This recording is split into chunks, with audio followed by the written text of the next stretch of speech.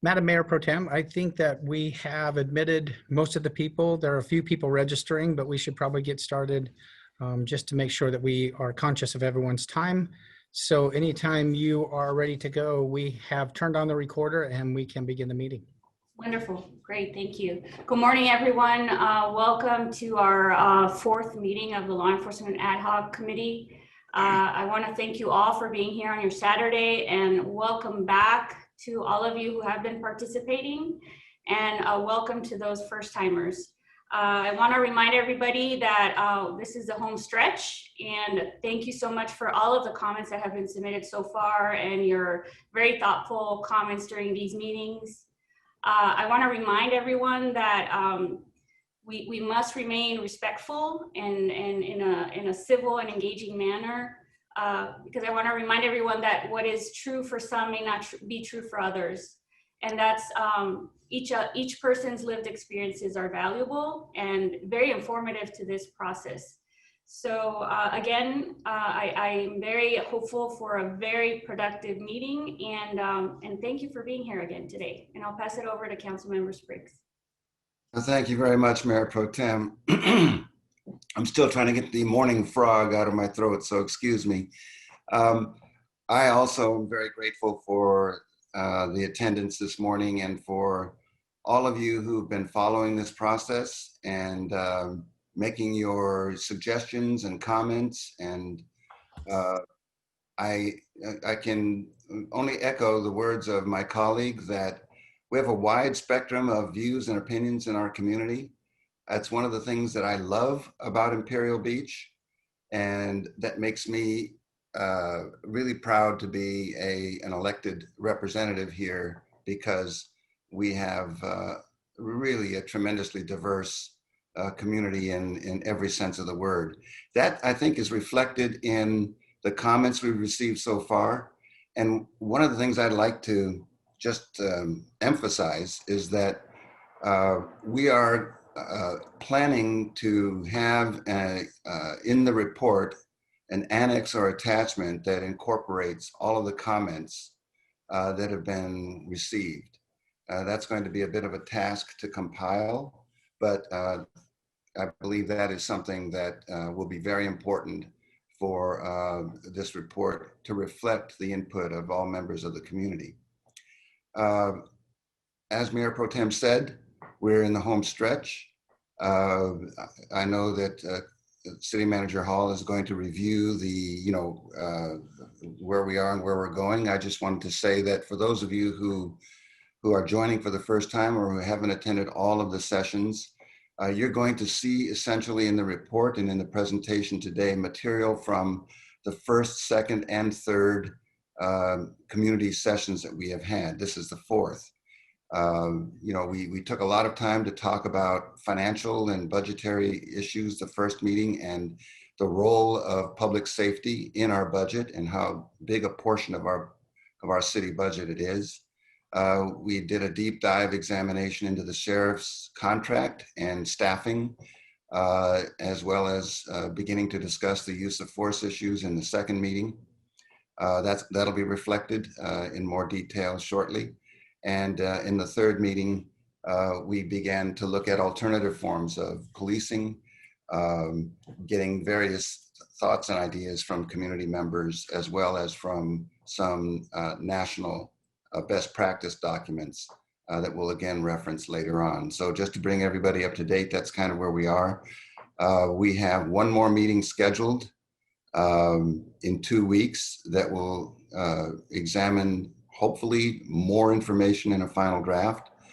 And then on the 16th of September, the report gets presented to the City Council, and I hope everyone will be there who's been participating in this process. We're not going to have a City Council meeting the first week of September, so that will be our very next City Council meeting, the mid-September meeting. So with that, I'll turn it over to our outstanding City Manager, Andy Hall. And Andy, I have to say as well, and I know Mayor Pro Tem agrees, you have done a tremendous job. You put a lot of effort into this process, as have other city staff members. And it's really appreciated. This is like over and above over and beyond the call of duty for a city manager to be so intimately involved in helping to gather this information and draft it. So thank you very much. Take it away. Thank you, Councilman Spriggs. I just wanted to go to a couple of previous slides so we can explain the process. Just want to make sure that first, thank everyone for joining us. Everyone will be admitted to the meeting, but placed on mute and the video turned off. But there are times when you may unmute yourself, either unintentionally or intentionally. But we would ask that you remain on mute so that we can move through the information. If you have a question, the questions will be taken at the end of the presentation. We would ask you to use the raise your hand feature in Zoom. And the way to do that is to go to the bar that says participants. You press on participants, and then there will be an icon there to raise your hand. And that's how you raise your hand. And that way the city clerk will know that you have a question. If you have joined us on the phone, you would press *9, and that also will inform the city clerk that you have a question. The Zoom meetings are a little bit different than live meetings, so we ask you to be patient. There was a request before the meeting to turn the chat feature on. We have had a couple meetings with the chat feature on, and unfortunately it didn't work out well in this setting and ended up being something that was distracting for all of the participants. And so we have kept the chat feature off until for these meetings, but we would welcome any comments at the end of the meeting. We have not filtered any of the comments, just we have turned off the chat. So just to move forward on a couple of things. We really want to thank the people who have been helping us put this information together. We have Dr. Keisha Clark, who has a lot of experience in this realm, and I think everyone's familiar with them. We've described their bios in the last couple of meetings, as well as Mr. Mike Gray, and we really want to do a shout out for them. They've really done a really good job helping us put this information together. But I just wanted to put together a summary of some of the previous meetings. The first meeting we talked about the timeline and when the report was due to the city council, and then we conducted a city financial overview. In the second meeting, we reviewed the current contract with the San Diego Sheriff's Department and some of the other implications from that contract. And then finally, in our last meeting, we talked about current use of force policies. We talked about best practices for community policing and some of the other information that you will see in the presentation today. And then today's meeting, we are reviewing the first draft of the report. It's not finalized by any stretch. In fact, there's a new slide in the presentation that even the Mayor Pro Tem and the Councilman Spriggs haven't seen yet, because the information, again, is coming in pretty regular. And so we really appreciate the fact that this is still a working draft and that we're going to try to keep the information updated as much as we possibly can. So again, you can see some of the things that we've worked on: the financial framework, the review of the contract, the exploration of some alternative services, and the discussion of findings. And so where we're really at today is a review of the draft report from the ad hoc committee. And you can see there what the agenda is for today's meeting. So I just wanted to move in real quick. This is now a review of the report. If you registered, a copy of the report was sent to you. So you've got a copy of the draft report. And again, just want to emphasize that that is a draft report. But I want to go over that draft report very quickly by section. And first is the purpose and intent. And so first, we were asked to look at some specific topics, which is the financial and fiscal impact on the municipal budget for the contract between the city, San Diego Sheriff's Department. And we have done that.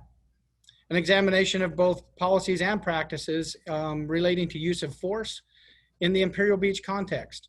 And we've tried to make that as much as we can specific to Imperial Beach. That has been a little bit challenging because, again, the Sheriff's Department collects their information as a department, not by individual city. And so we will continue to work on that. And we will continue to try to get information about that. And then an exploration of different community policing models and structures and what might be best and the best fit for the city of Imperial Beach. And so that's essentially the purpose for the ad hoc committee being formed. In the first meeting, we really talked about the general fund expenditures here in Imperial Beach, and we talked about the public safety you can see there, and then the recreation, the non-departmental administrative and general operations of the city, just so people had a breakdown of essentially where the city of Imperial Beach uses its resources. And then we did some comparisons, and I wanted to talk about this a little bit this morning because we did receive a very thoughtful comment from one of our residents about comparing Imperial Beach with other cities. And we've done some comparisons. As you can see here, we spend about 36.4% of our budget on our law enforcement, and the average, and we looked at about 9 of the cities in the county, and on average they spend about 30% of their budget. And when you look at just the beach cities, they spend about 26% of their budget.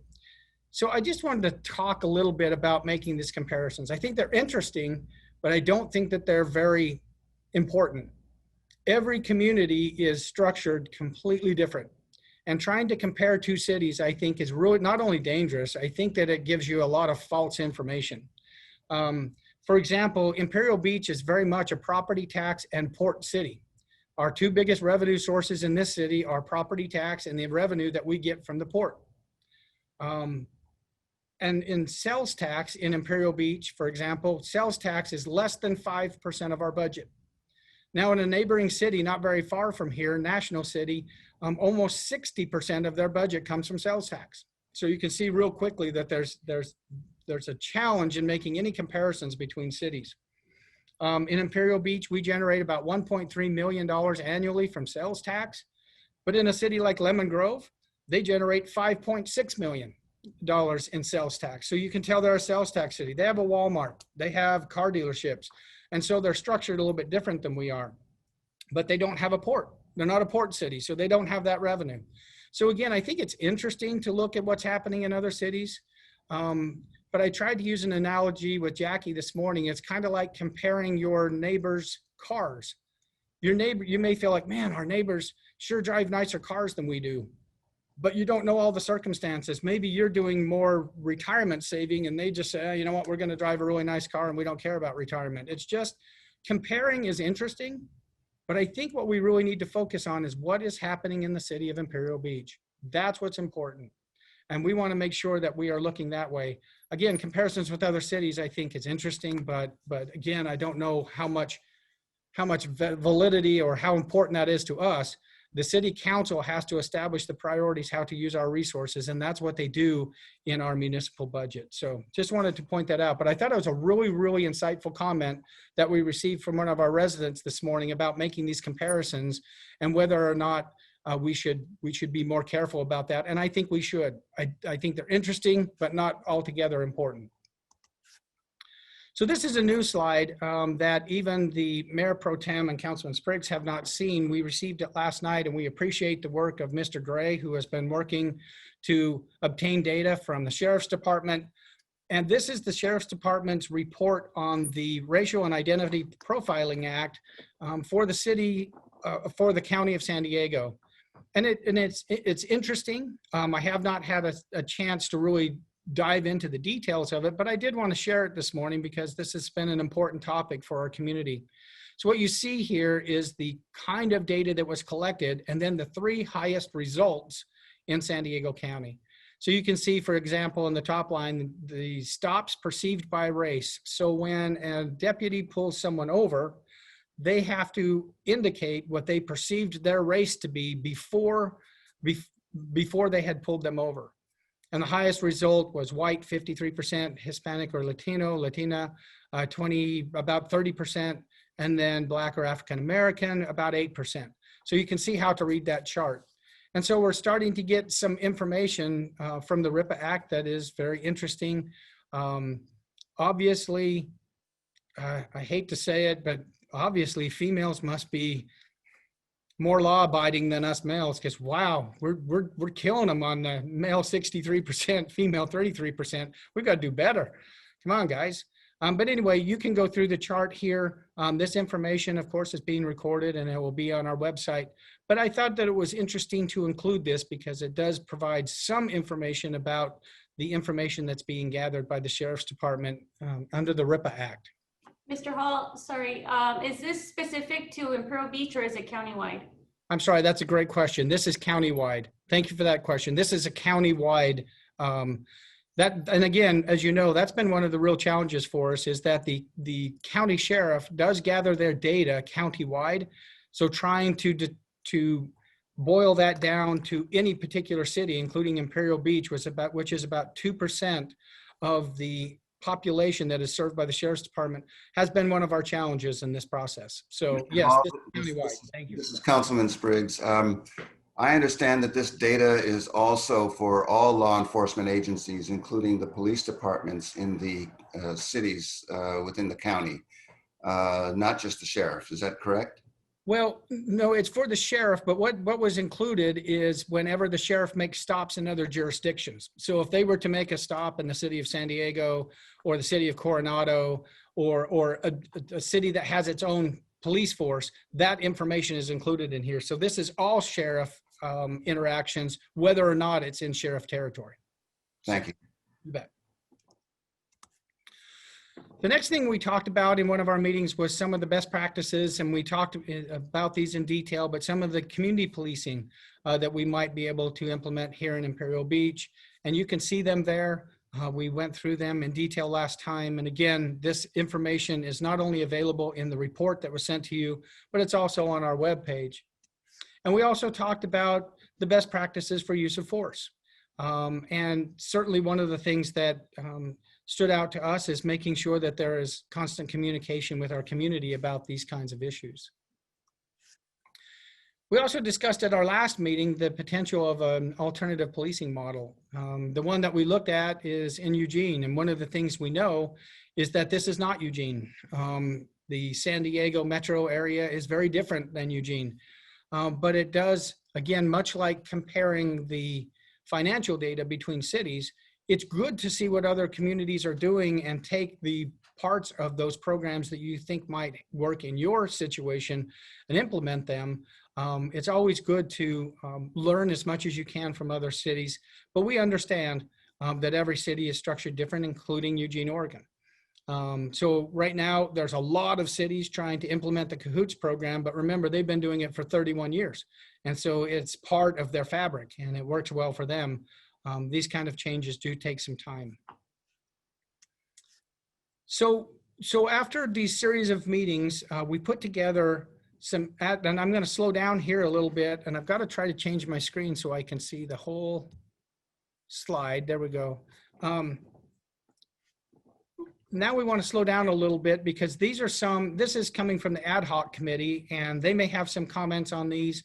But these are some of the findings of the ad hoc committee. And I just want to remind everyone again, the ad hoc committee is the Mayor Pro Tem, Councilwoman Aguirre, and Councilmember Spriggs. That is the ad hoc committee. It's an ad hoc committee of the City Council. They have engaged with staff to provide them with staff support, and they have engaged with the community to get feedback from the community, but they are the ad hoc committee. So I just wanted to make that clear because there's been some question about what the committee is. And so I wanted to make that clear. But they came up with a guiding finding and then a series of findings. But the guiding finding is, while accomplishments of the Sheriff's Department in Imperial Beach are undeniable, there remains room for improvement. Accomplishing one of the lowest crime rates in the county was a total community effort led by the Sheriff's Department. But success hasn't been experienced by all. There are people in the community that have had poor experiences with the Sheriff's Department, and some people of color in the community continue to have general mistrust of law enforcement. The costs associated with law enforcement have impacted the ability to provide an acceptable level of community services, especially recreational needs. So that was kind of an overall guiding finding for the entire report. And then there were some findings that were specific to some of the other items that the ad hoc committee was charged to review. That first specific finding, impacts of the contract with the Sheriff's Department on the city's financial condition. The findings of the ad hoc committee are the annual increase associated with the cost of law enforcement is growing faster than the annual increase in general fund revenue. Second finding, law enforcement services in Imperial Beach consume a disproportionate percentage of the general fund in comparison with other communities in the county, especially coastal communities. The city has instituted budget and service reductions in other areas, including fire department staffing, in order to balance its budget as required by state law. Without additional revenue or further budget cuts in other city service areas, continued increases in the sheriff's contract are unsustainable. The next area in community policing and use of force policies and practices. The first finding was the data and information available from the Sheriff's Department for specific city-related needs is unacceptable, and improvements to allow cities to study their law enforcement concerns needs to be vastly and expeditiously improved. New practices to report pointing and detaining need to be supported to close the gap on the definitional differences between residents and the Sheriff's Department in relation to use of force. From the community perspective, particularly but not exclusively, that should say from the standpoint of people of color, pointing, detaining, and other orders to sit on curbs or place hands up are offensive intrusions that may not be necessary in many instances. The one-size-fits-all model of the Sheriff's Department does not allow individual cities to implement policing strategies that might be more effective. And the final set of findings on alternative policing models. Changing the policing model of the city is a longer-term effort that will require a coordinated effort with the Sheriff's Department, and additional resources will need to be identified. There are new methods and strategies working in other communities that need to be considered. The next generation of policing will not be the same as the current model. Identifying ways to respond to each call with the right personnel, skill set, and tools will improve law enforcement in Imperial Beach. So with these findings, the ad hoc committee also came up with a series of recommendations that they plan to report to the city council. So again, we'll be taking questions in a few minutes, but if you have questions on any of these items, I encourage you to write those down. But here's the first recommendation as proposed by the ad hoc committee. Excuse me. Allow the ad hoc committee to remain in place and continue the heretofore constrained data collection effort, which is essential for effective analysis and oversight, as well as the dialogue with the Sheriff's Department and residents over a longer period of time. The work of the ad hoc committee has been fast-paced, interesting, and beneficial to the city, residents, and even the Sheriff's Department. To augment the efforts of the ad hoc committee going forward, an Imperial Beach Community Sheriff Oversight Committee should be created with at least one member of the City Council that will meet on a regular basis with the leadership of the Imperial Beach Station and at least annually with the San Diego Sheriff to discuss specific Imperial Beach law enforcement issues and concerns. The committee will establish a forum that will allow residents that fear retribution or other fears due to filing complaints against the actions of any member of the San Diego Sheriff's Department. The second of 5 recommendations, creation of a code of conduct that will be acknowledged by every member of the Sheriff's Department that is assigned to work in Imperial Beach so that they are aware of our community values, understand our expectations, and will apply the policies of the Sheriff's Department in a manner acceptable to the residents of Imperial Beach. Recommendation 3, request implementation of community policing and use of force best practices as discussed by the residents in the meetings of the ad hoc committee and identified in New Era of Public Safety, a guide to fair, safe, and effective community policing by the San Diego County Sheriff's Department. Recommendation number 4, request that Imperial Beach staff and the San Diego Sheriff's Department determine alternative policing models within the first year after renegotiating of the contract is finalized. These models must be customized to address the specific issues facing Imperial Beach and implement a trial program to test effectiveness. And the final recommendation, direct the city manager to work with the San Diego Sheriff's Department to align future percentage growth with the expenses associated with the law enforcement service contract and estimated growth in revenue in the Imperial Beach General Fund. It is imperative that the necessary data be collected to analyze the most effective personnel structure for the Imperial Beach Sheriff's Department substation.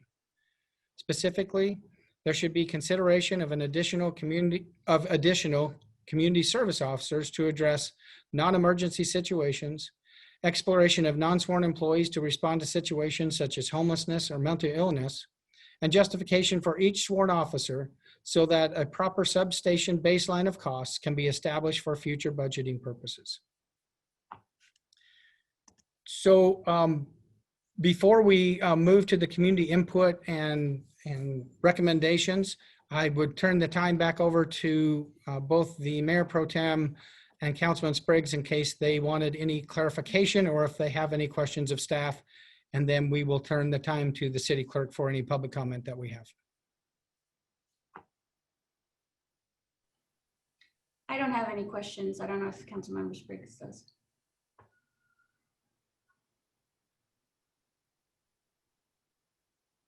No, I think that was a good summary, Andy. I don't really have any questions. I have one comment, but I'm really interested in hearing from community members. I think in the findings, and this is not about wordsmithing. I don't think that's really what we want to do today. But community policing and use of force policies and practices. The third bullet, which is from the community perspective, etc. There's a concept that we've talked about that's not in the report that I think we should consider here, and that is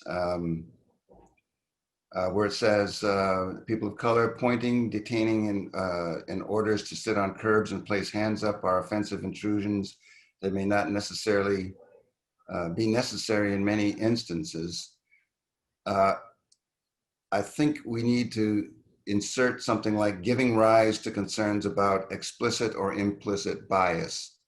We have not talked about implicit bias adequately in this report.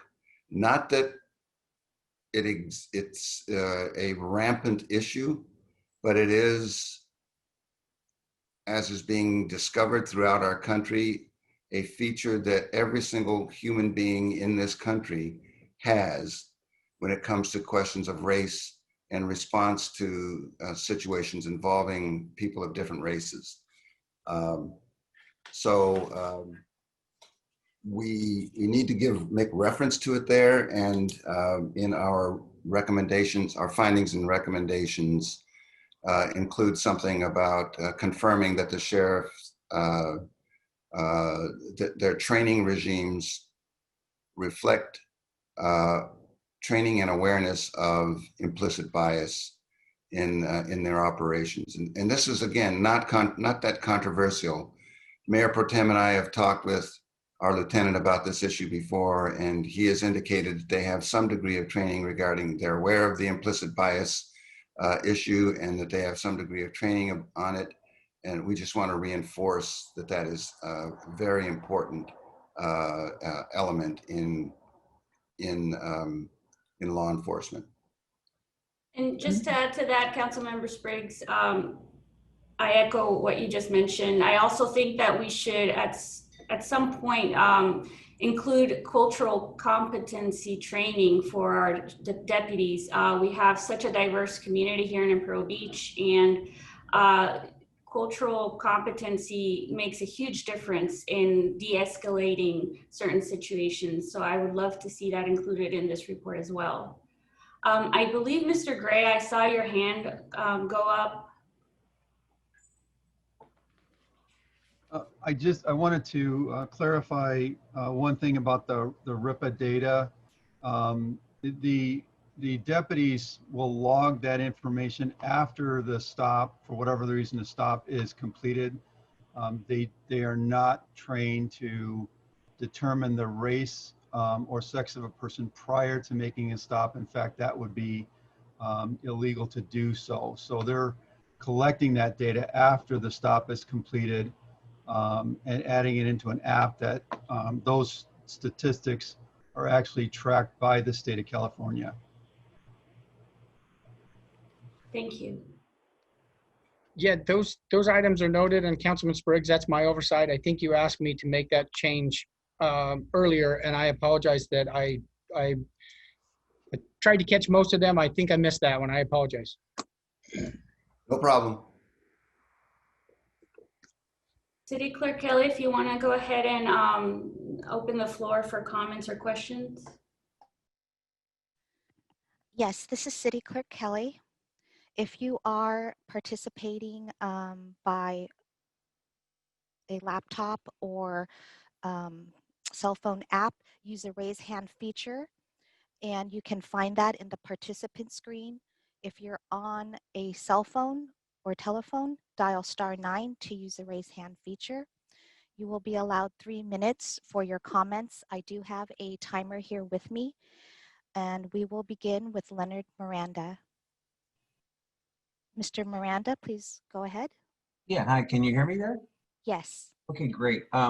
Listen, with the 3-minute limit, I'm just going to go, I guess, strictly to the recommendations of the report that the committee came up with. And I just had a couple of questions about that. I got a few notes here. But recommendation 1 looks fine.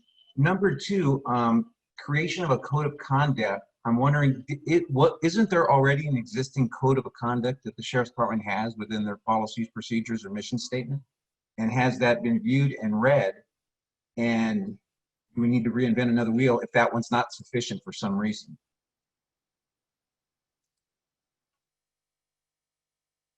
That's a question. Is everyone else on, or is this just my 3-minute runtime? This is your 3 minutes. Okay, then I'll go on to the next question. Recommendation 3, use of force best practices is discussed by residents in that report. I'm assuming they have implemented those policies as a department. And again, if those have been read, and do citizens agree, and does the council agree that those use of force best practices and the existing use of force policies by the Sheriff's Department, are those sufficient? And if not, what needs to be changed? Recommendation 4,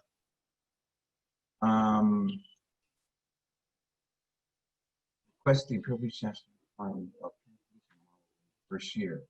Okay, yeah, that makes sense. Look at some models, but it seems like the models are working pretty good based off of everything else that I read in the report. And as I look at the summary and next steps in section 7, I glanced at that. There's a statement that just kind of made me wonder and pause. It says, let me find it real quick. Yeah, it's the second paragraph of section 7. Imperial Beach is a unique community. We get that. Historically, the community has a higher than average crime rate historically. But recently, there has been a drastic reduction in crime. The community now enjoys one of the lowest crime rates in the county. The changing city demands a new approach to law enforcement. That almost sounds contradictory. I mean, I'm thinking, well, we're doing great and everything. It would seem like the preceding statement that demands a change in law enforcement would be that we have rising crime and errors. So that didn't really make a lot of sense to me. I sense that the Sheriff's Department is doing a great job based off this report. And I'm going to be running out of time. I think the main issues here too that I thought this committee started with were issues of, and I want to commend Mayor Pro Tem Paloma Aguirre. I think she's a couple of times at the onset of these meetings. I remember the very first one, she talked about things happening in other communities are not necessarily true in Imperial Beach. There was another meeting where she said something like, everyone's personal experiences are different. And just because you have a personal experience doesn't mean it's everyone else. But we're getting to this issue where we kind of bleed into systemic racism in the national narrative. And I don't know Mr. that it's clear. Miranda? I'm done. I'll get it. Yes. Go ahead. Thank you. Okay. All right. The next speaker is Mike Adams. Hello. Go ahead. Well,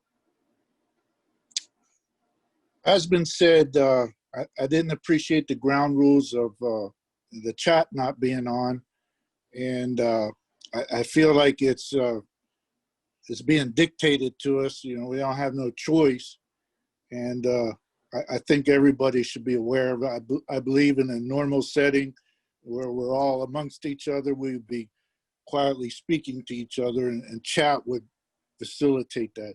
But I'll go ahead and move on. All right.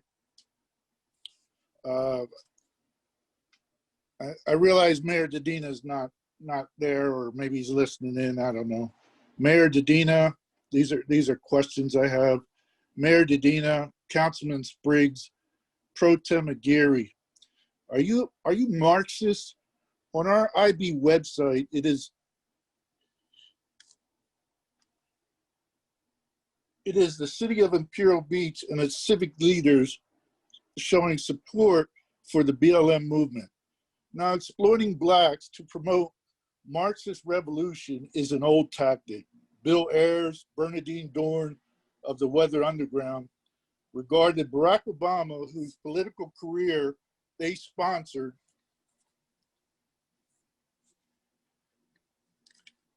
as a tool, a puppet to use against the freedom-loving democracy of America. The trained Marxists that founded the BLM also worked for the Communist Front Groups, FRSO, Freedom Road Socialist Organization, the DSA, Democratic Socialists of America, the CCDS, Committees of Correspondence for Democracy and Socialism, and CPUSA, the Communist Party USA. The end goal of the BLM, of whom declare themselves Marxists, is to destroy its institutions and to weaken it and to seize power and to change our form of government. Defunding our police is of one such tactics being used. Wake up, Imperial Beach. Do not allow them to turn IB into a Portland. Do not allow them to defund our police. Disband the ad hoc committee. Thank you. The next speaker is Lance Rogers. Please unmute yourself and begin. Okay, can you hear me okay? Yes. I'm going to take a kind of different approach than the last speaker. I completely support the community's efforts, the committee's efforts to reimagine policing. I'm a new resident here, but what I'm learning is that we pay more for law enforcement than any other coastal city. 37%, 36.4% of all of the money that we bring in goes to police. And so I'm really encouraged that rather than raising taxes or cutting police, we're looking for new ways, alternative policing methods. There is, I think, a lot going on and a lot of new ideas to look at and consider. And it seems to me that Imperial Beach is a different type of community. I was encouraged to read that the Sheriff's Department is open to exploring that and making this potentially a test case for alternative policing models that maybe they can use throughout the county. The question that I had, and I know this is comment, not question time, is in the report on page 9, it states, however, the city's contract with the Sheriff's Department, and I think this is kind of a grammar or typo. However, because the city's contract with the Sheriff's Department, I think it's supposed to say there are limited operational variations that can be implemented. But then the report goes on to say that the sheriffs, or at least a representative, are open to these types of models. So I guess my specific question is, in the current draft of the contract, are we going to be able to implement any of this? And if not, is that something that we can demand in the contract over the next 2 years? Because otherwise it seems like we're just, holding a committee and taking feedback, but the sheriff's not really willing to change anything. So I'm hopeful that we can go in empowered to actually change the contract with some of the things that come out of this committee.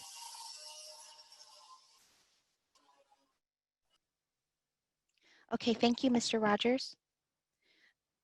The next speaker is Peter Lazis. Good morning. Good morning.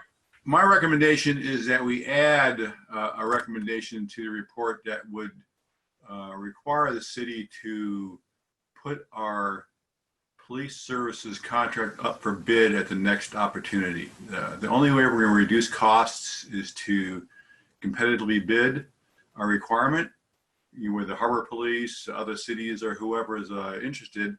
And that is the way that we will see a reduction in cost.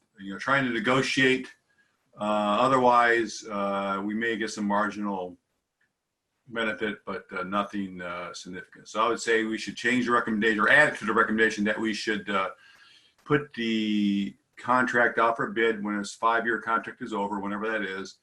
And then, we may go back to the sheriff again, but at least it gives us a chance to sort of see what the market price might be with other options. Second question is sort of a question that I'd like to answer at some point, is that, you mentioned this oversight committee of the sheriff. Please discuss the membership of that committee and how it might be determined. And that's all I got. Thank you. Thank you. The next speaker is Leonard Miranda.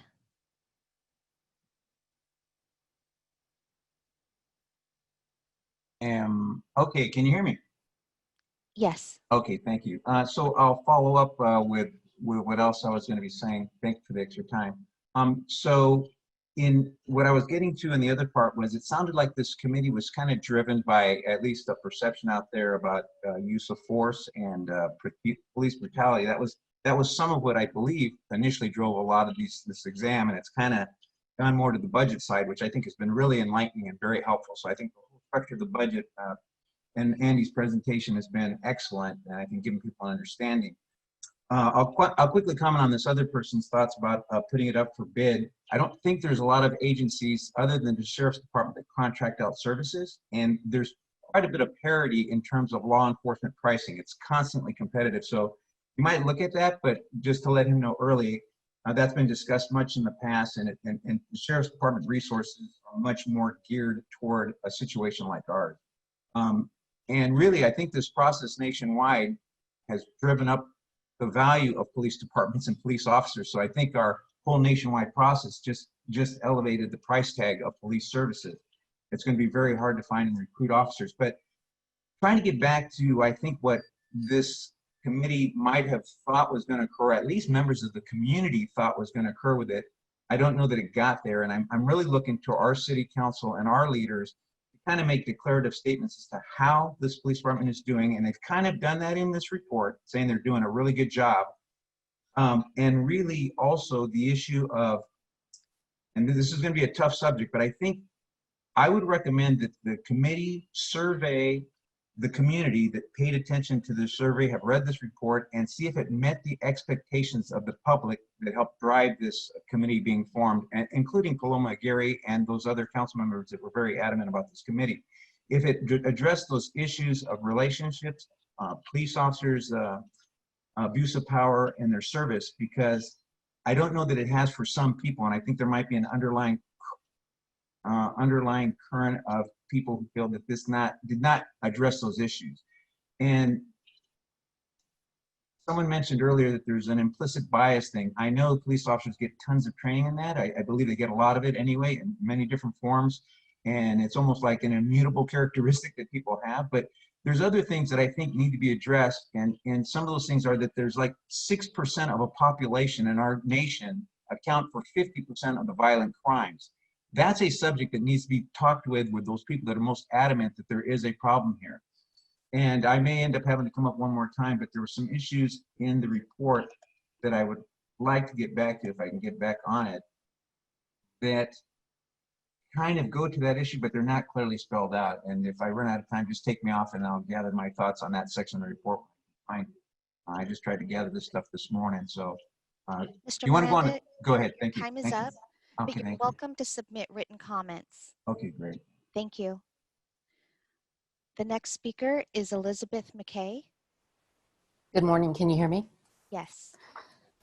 Okay, so I just wanted to share that I had made a records request to the Sheriff's Department for call response times for the time period of July 31st of 2018 to July 31st of 2020. And the average response time for 0, 1, 2, 3, and 4 priority calls was 14.86 minutes. And the response times for level 5 through 9 calls was 32.15 minutes. So my concern is, although our crime rate is low, I know that if it was a very high priority call, something in progress, such as a robbery or an assault, that a 14.86 minute average response time isn't good. And I think that having less personnel to respond to that type of a call is a concern. Another thing that I wanted to point out is that on page 5 of the report, there's a breakdown of salaries and costs. And the community resource officer is $110,893.39 less than a deputy. which obviously is a significant difference.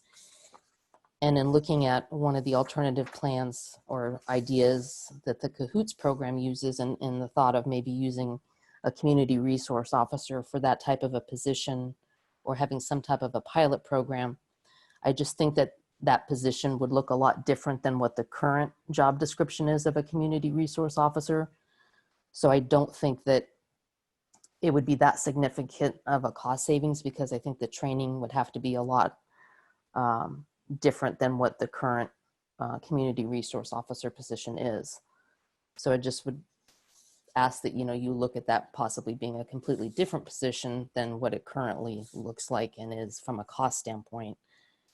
And lastly, really a question that I know I'm not going to get an answer to right now, the idea of using grant funds for a pilot program. I'm just curious if that would be a grant that the city would apply for, or it would be something that the Sheriff's Department applied for. And that's all I have. Thank you. Thank you. Mr. Boyd, before you speak, I do have a question for you. We did receive 9 emailed statements from you. Were those just to be filed for the record, or did you want us to read that out for the record? Mr. Boyd? Mr. Boyd? You're welcome to speak.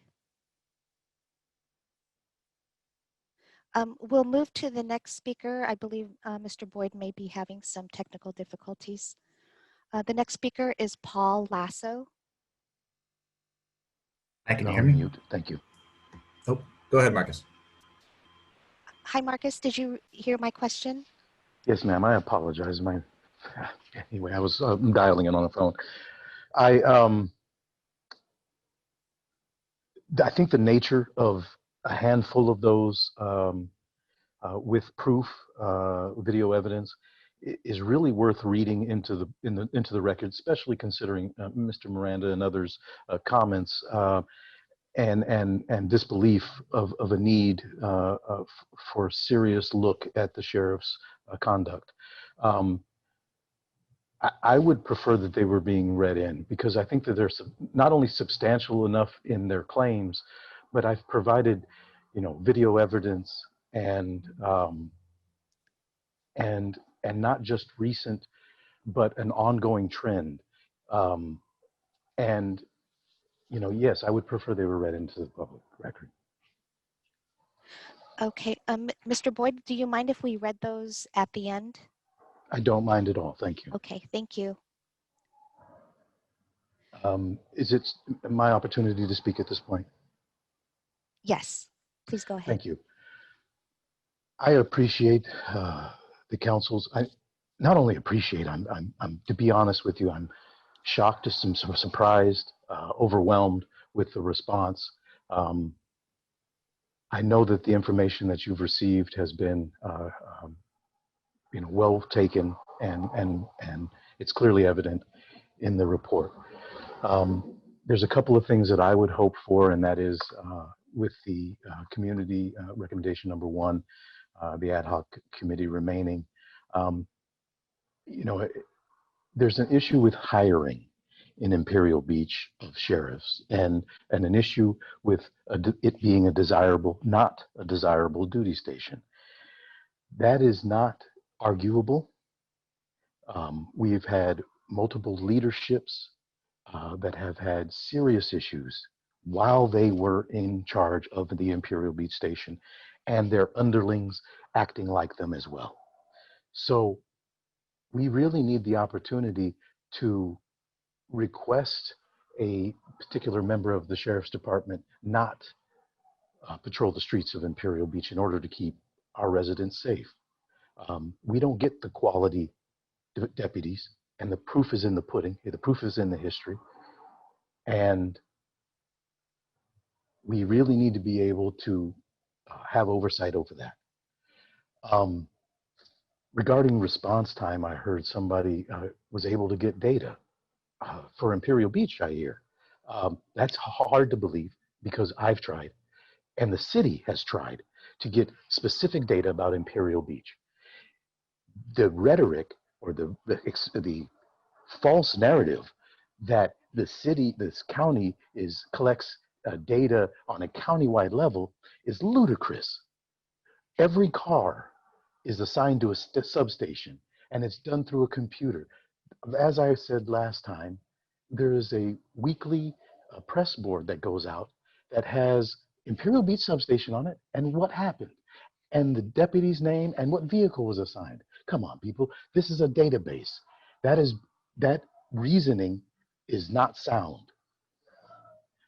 With regard to response time, specifically in the 17 years that I've owned a business on Palm Avenue, I have called the deputies, I would say probably near it 50 times for different reasons. I am a community member that loves this community. So when I see a problem, I call who I'm supposed to call, which is the sheriff.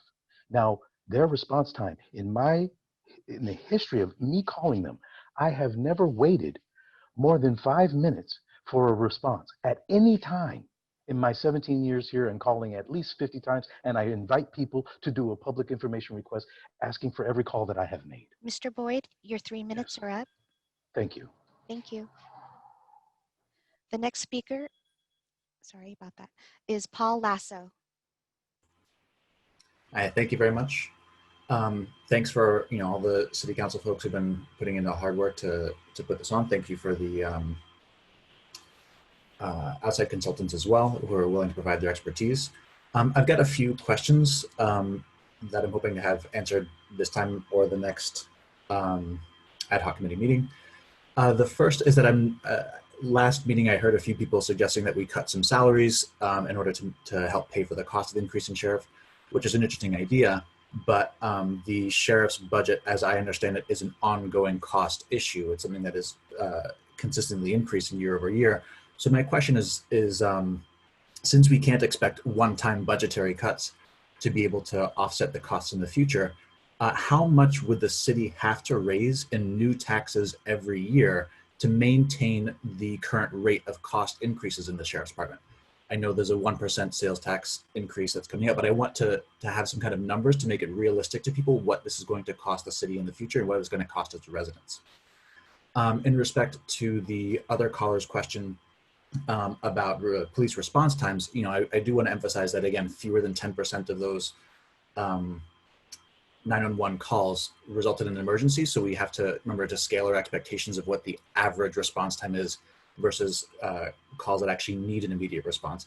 I appreciate Marcus's anecdotal statement about his experience, but my overall question is how feasible is it for police to actually interrupt crimes that are in progress?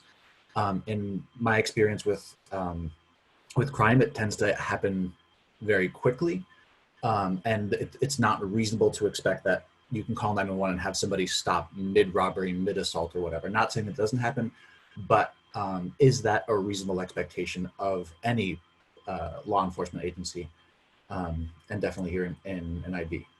The third question I have is, has the city identified or looked into local organizations that are already working to address some of the most common crimes that we have in our area, things related to drug abuse, things related to unsheltered folks who are causing people to feel nervous for whatever reason.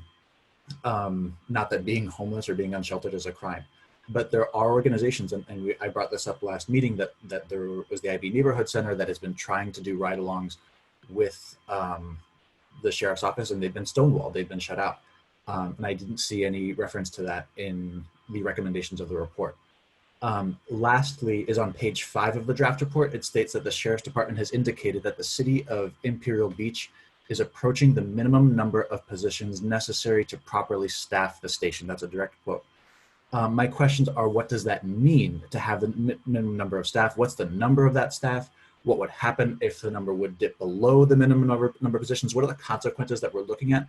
But then more broadly speaking is why are they making that determination when we don't yet actually have a system to look at those common crimes that are mostly nonviolent drug-related offenses, or alcohol consumption out in public, things like that. Mr. Lasso, your time is up.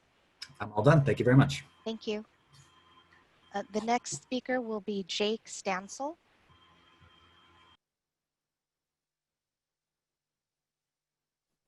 Sorry about that, guys. I had somebody knock on my door. Can you hear me? Yes. Okay. I'd like to, again, like last week, thank all the neighbors online for chiming in and being vested members of your community and actually engaging with your city officials and hired contractors who are on this project. Right off the bat, because I got 3 minutes, I'd like to address Marcus Boyd's comment about quality of deputies. I completely disagree with that, and that we don't get quality deputies. I think the deputies that we have here are world-class enforcement officers. I've had positive interactions with most of them. And that also that Imperial Beach is not a desirable duty station for the deputies. This is absolutely false. I had a conversation with a fine deputy yesterday who told me that she requested to come here for the ocean air and that she wanted to get out of the rough area that she was previously enforcing. So I would like to contest that comment and then go down the list of things that I have here. We keep standing up these studies and committees that are a cost to us, a death by 1,000 cuts, so to speak, on all these different studies and committees and initiatives to save money. When we can look internally and there's initiatives that I think we can do. So I'd like to offer a couple suggestions. There's a lot of engaged members. I see 41 of them now in this comment panel. Why not empower the citizens of Imperial Beach that we can vet properly with law enforcement for patrols like they do in Coronado? I would also recommend a bottom-up approach to enforcement in town. I would like Imperial Beach to be known as the town that has the highest speeding citations, the highest littering citations, and the highest parking citations, and start at the bottom and work our way up and collect revenues that way instead of the tea leaves that I'm reading, that we're a property tax and Port Authority funded city, is that this is a segue into raising our property taxes, which I think most of our property owners here in Imperial Beach would not be in favor of. The cultural competency training that Councilmember Paloma mentioned, I think is, I mean, the more training, the better for our law enforcement, absolutely. But if we're talking about cuts, then why are we also talking about cultural competency training for our law enforcement officers that are here? And knowing most of them, they're a very diverse group of deputies.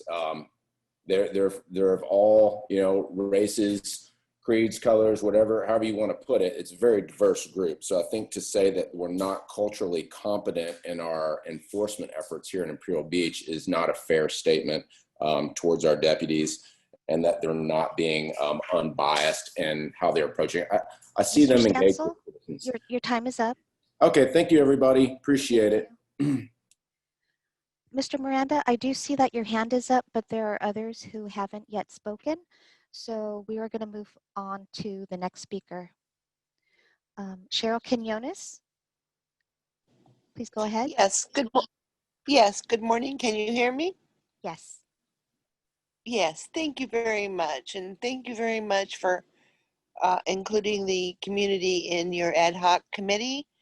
I think our voices are important.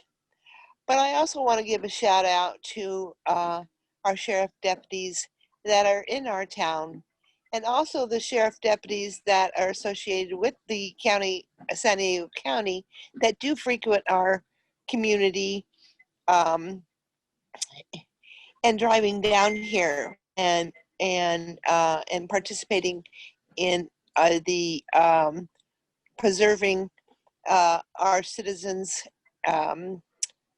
peace. They do an outstanding job. I am interested in the senior volunteer group that we used to have before the COVID-19 pandemic. They're unable to work right now, but I really would like the city to look at training a workforce, a volunteer workforce that encompasses ages 20 to 40 for a volunteer workforce that our seniors did provide us before COVID-19. They were very effective. They responded to I forget what it's called, priority calls, and they were very responsive to the community. So I would like the city to look at incorporating another volunteer group that are trained by our sheriffs and that provide that service to our community. Thank you.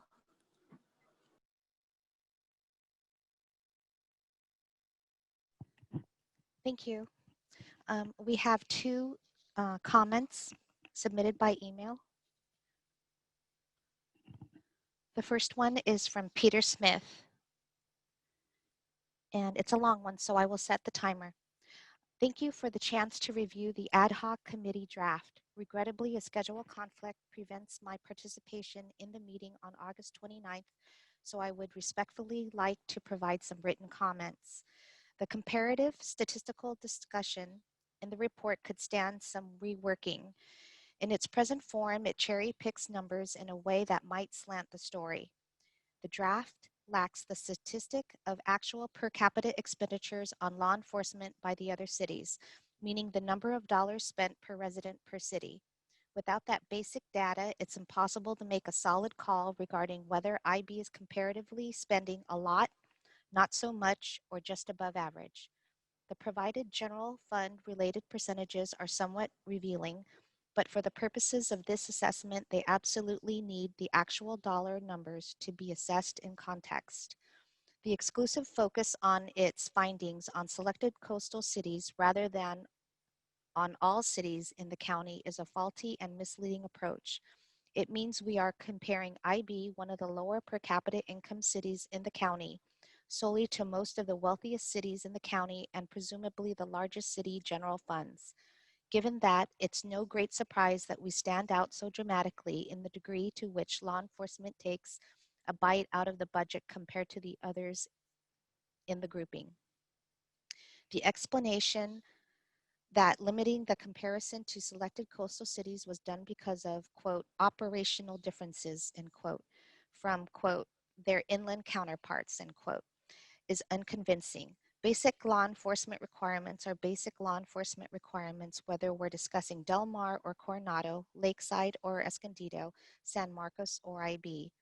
To give this subject its full due, we need to see what every city pays per capita as well as their general fund percentages.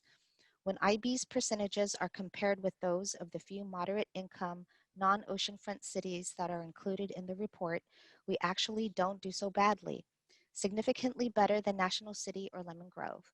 However, the report dismisses this with double talk. Quote, although this is interesting information for comparative purposes, there are significant differences in the financial structure of each city and county, end quote. Double talk that undercuts the above generalization about all coastal cities being so much alike. Lastly, why was Oceanside, the county's next least affluent coastal city after IB, not included in the report's coastal cities grouping?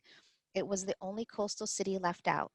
Its non-inclusion likely heightened the degree to which IB's law enforcement expenditure percentage stood out from the others. With that being the case, I recommend we back up and rework the comparative analysis. And there is more, but the timer went off. The next submittal is from Mitch McKay, and he says, respectfully, without specific quantifiable data, how can you make the following statement? And here's the statement. From the community perspective, particularly, but not exclusively from the standpoint of people of color, pointing, detaining, and orders to sit on curbs or place hands up are offensive intrusions that may not be necessarily in many instances. And he emphasized the word many. And lastly, we have the 9 emails from Mr. Boyd. Should I proceed with those, Madam Pro Tem? Yes, please. Okay. The first message, he says, on August 19, 2019, at approximately 8:30 p.m., I witnessed Deputy Ratcliffe using excessive force by intentionally closing the patrol unit's door on a excited delirium detainees barefoot.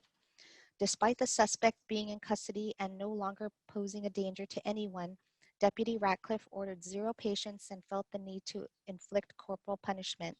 This deputy makes me afraid to call 911 on anyone, and I do not want him responding to any of my calls for assistance. Background: the 911 call was called in by someone on the IB side of 15th Street about a person on the San Diego side of 15th Street who was acting erratic in his own front yard. When deputies arrived, they tried to speak to the suspect, but he continued to act erratic, so 3 or 4 deputies entered his yard, tackled him to the ground aggressively, handcuffed him, and roughly escorted him to the patrol car. At no time did the suspect resist arrest. That's when I grabbed my video camera. And then there's a link to a video. On March 13, 2019, at approximately 2:45 p.m., I witnessed sheriff deputies conduct a traffic stop in search of a vehicle. Although the driver was not cited or arrested, he was ordered to sit on the curb the entire time. I've seen deputies use the curb method several times in the past, but not once have I seen them use the degrading method on a Caucasian person. From my past experience, law enforcement, not an IB, has referred to the curb as the, quote, gutter. And being subjected to the treatment myself when I was younger, I can testify that the method of detainment left me feeling embarrassed and degraded. The City of San Diego Police Department has recognized that curbing has become, quote, counterproductive in some neighborhoods, end quote, and that, quote, curb sitting was not designed to be a standard practice in all situations, and officers recognize that community members find this tactic disrespectful, end quote, and subsequently have revised their guidelines to, quote, if a situation justifies having a subject sit on the curb, the subject should be removed from that position once the threat has been mitigated, i.e. additional officers arrive on scene. This technique is only appropriate under circumstances where officer safety is threatened, end quote. On October 19, 2019, at approximately 8:40, Sergeant Schick, the deputy in charge of the scene, used his flashlight to interfere with my video recording when I was a safe distance from the scene while 5 to 8 deputies watched their supervisors' bullying tactics. When I approached the deputy to inquire what the interference of my right to film, Deputy Schick threatened me with interfering in the investigation. I filed the attached CLREB complaint, which resulted in a letter saying no wrong was found in the sergeant's actions. Since then, I've encountered Sergeant Schick glaring at me while recording/witnessing other scenes. Interference with video recording moment, and he provides a link. On April 8, 2020, the day I recorded Sergeant Schick exiting the home of a deceased person without wearing a mask, the sergeant turned around and walked away when he saw the deceased person's son aggressively approaching to attack me because I was recording. Another deputy who was twice as far away had to intervene to prevent the attack. If the other deputy would have followed the sergeant's lead, I would have needed to defend myself. Sergeant Schick has exhibited a retaliatory nature towards me, and I do not feel safe when the sergeant in charge of and setting an example for deputies in Imperial Beach. On April 9th, 2020, in retaliation for me snapping the attached photo of 2 deputies parking and standing at Surfhenge, one of the deputies walked to the curb to intimidate me by obviously writing down my license plate number, photo attached. I have lost sleep over this incident with worry that I will be targeted for harassment by these and other deputies. According to the timeline of the widely reported FBI cases involving 2 senior deputies, Captain Marco Garmo and Lieutenant Fred Magana, who each previously ran the IB substation at separate times, began their gun trafficking, concealed carry permit frauds, and aiding marijuana distribution crimes while they were in charge of the IB Sheriff's Substation. The council's narrative that the city has been fortunate to have good leadership and quality deputies is demonstrably false and must be recognized in order to be addressed. According to Tom Clark, the prior safety director for IB, our city is considered an undesirable duty station by deputies. After leaving work on July 27, 2018, I witnessed a Caucasian man swinging a bat in a threatening manner at a black man. So I called Sheriff's Dispatch and I specifically made it clear to the dispatcher that the black man was walking away and not aggressive. However, the Caucasian man was following and threatening him with a bat. When deputies arrived, they did not detain the Caucasian guy in handcuffs. However, they did chastise the black guy. Deputies barraged him with questions like, quote, "Are you on probation?" And "Where are you going?" And of course, "Where do you live?" End quote. When one deputy actually claimed he knew the black man was, but he did not, it was the classic quote, "They all look the same," end quote, moment for the deputy.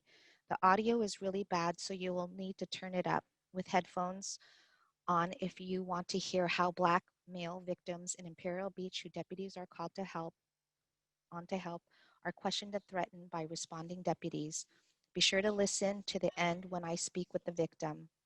And then he provides a link to the video, which begins right after, there's details on the video. On February 19th, 2014, I brought an issue of stop and frisk of Hispanic youths by the Sheriff's Department to the council by way of public comment, as seen here, and he provides a link of the council meeting video.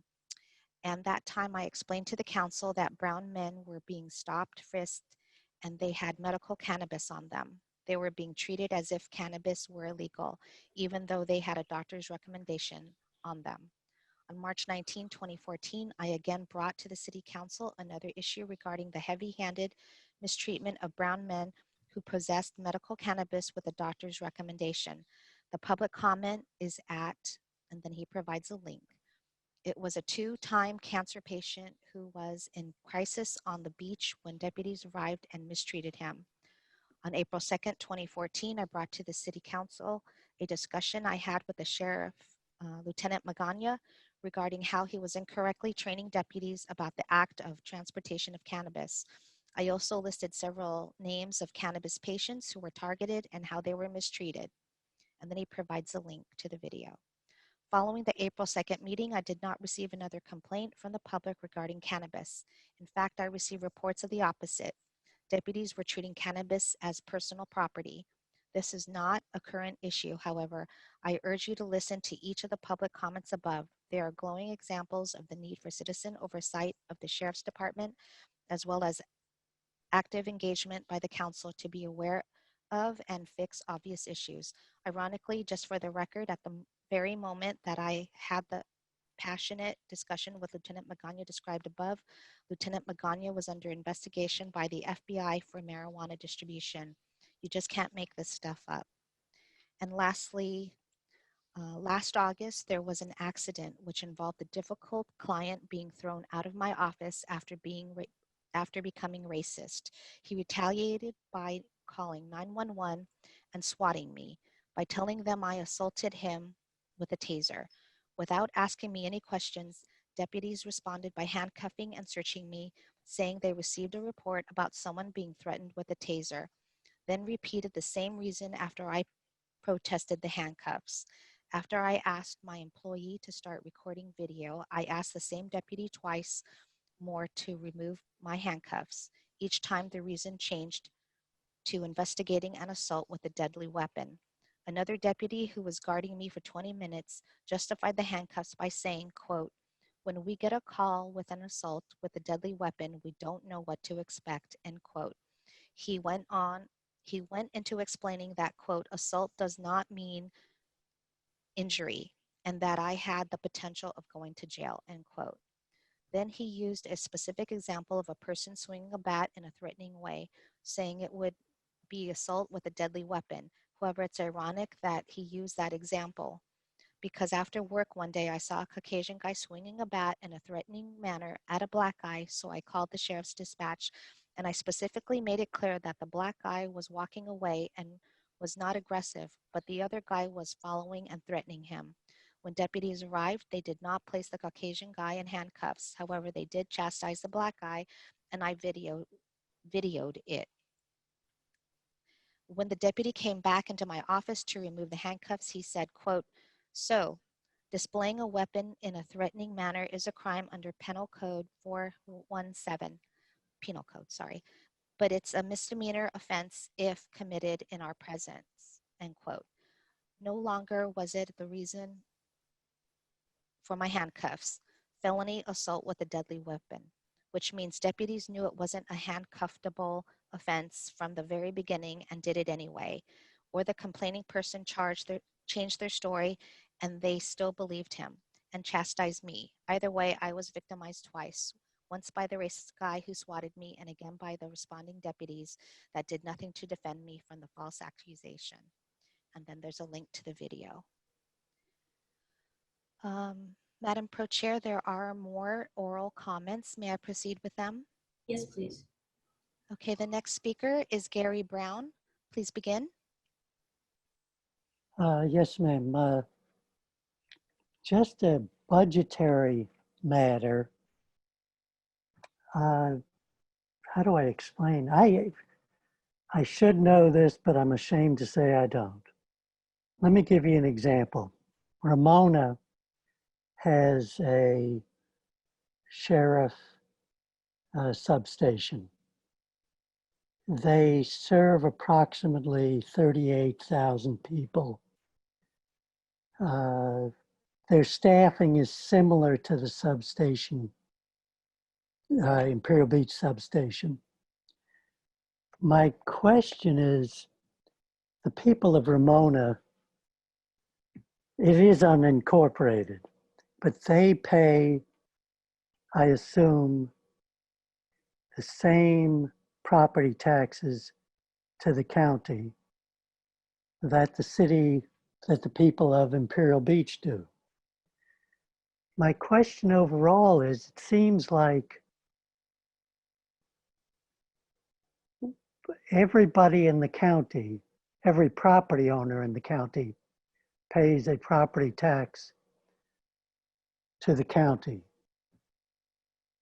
Yet some areas of the county, that appears to be sufficient to get a police substation. Yet if you're in an incorporated area, you have to pay the full cost by your city contracting for sheriff services. In other words, my poor understanding of the matter is the county collects property taxes like, well, spreading peanut butter over the county, yet those areas that are incorporated do not get the full benefit of the peanut butter. They have to pay and come up with extra city revenues to pay for sheriff's costs. My question is, why does not every incorporated area in the county, why does it not receive a proportional amount from the county's budget for policing or sheriff's services? So, that's my question. My only other question, well, two or three other questions. One, has the sheriff's department or representatives of the department reviewed the draft report on the best practices and complaints sections? Seems to me that the sheriff has a lot of those best practices already incorporated. Finally, on the comment about code of conduct, the sheriff has 450 pages of policies and procedures that describe code of conduct. So, Gary, your time yeah. is up. Okay, thank you. Bye. Thank you. The next speaker is Danielle Richardson. Please begin. Hello. I just wanted to also talk about what everybody else is talking about.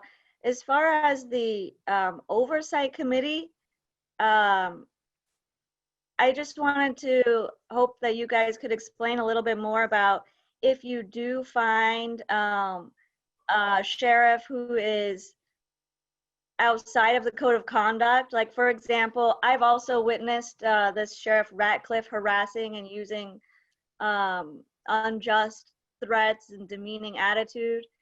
I have a feeling that he is going to be coming up to this committee. So I wanted, if it's possible, to defer the rest of my 3 minutes for this committee to kind of explain how the review, the oversight committee is going to actually address these issues, and will it be in a public forum?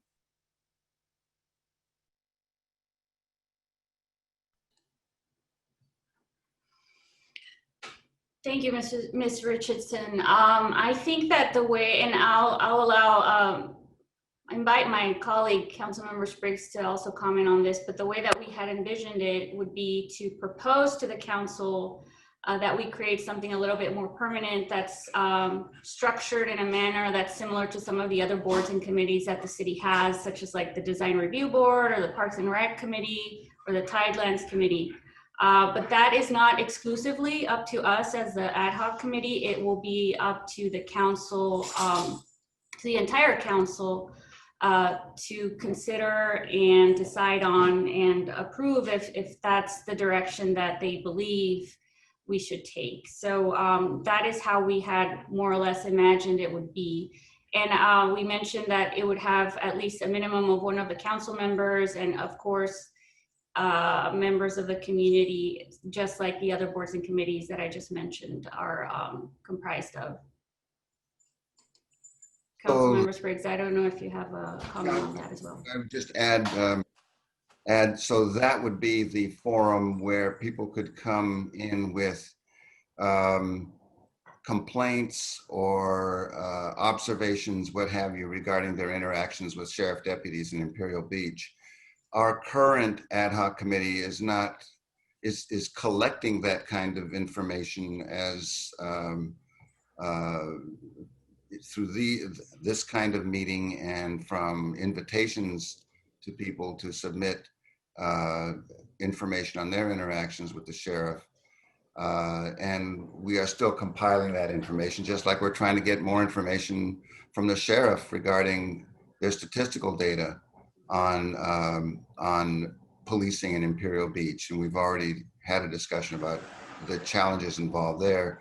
That will also take more time, and is one of the reasons why we're recommending an extension of this work, not to extend the report, but to continue the work of the committee and to be able to gather information and also serve as a sounding board for these kinds of community concerns, and to periodically meet with the lieutenant and or Sheriff Gore, the sheriff himself, to discuss any community concerns or issues. That would be that's kind of what we're working towards in terms of recommendations that would be made in this report to the City Council in a month or next month. And that's still all being refined. So, you know, we're very interested in getting that kind of input, but we're not really structured right now to act on complaints other than indicating that there are these issues in this particular report. Thanks. Thank you. I'm just a little bit curious to see if you guys think that in the future, the council will have like the power to address these complaints and make changes within the sheriff's department?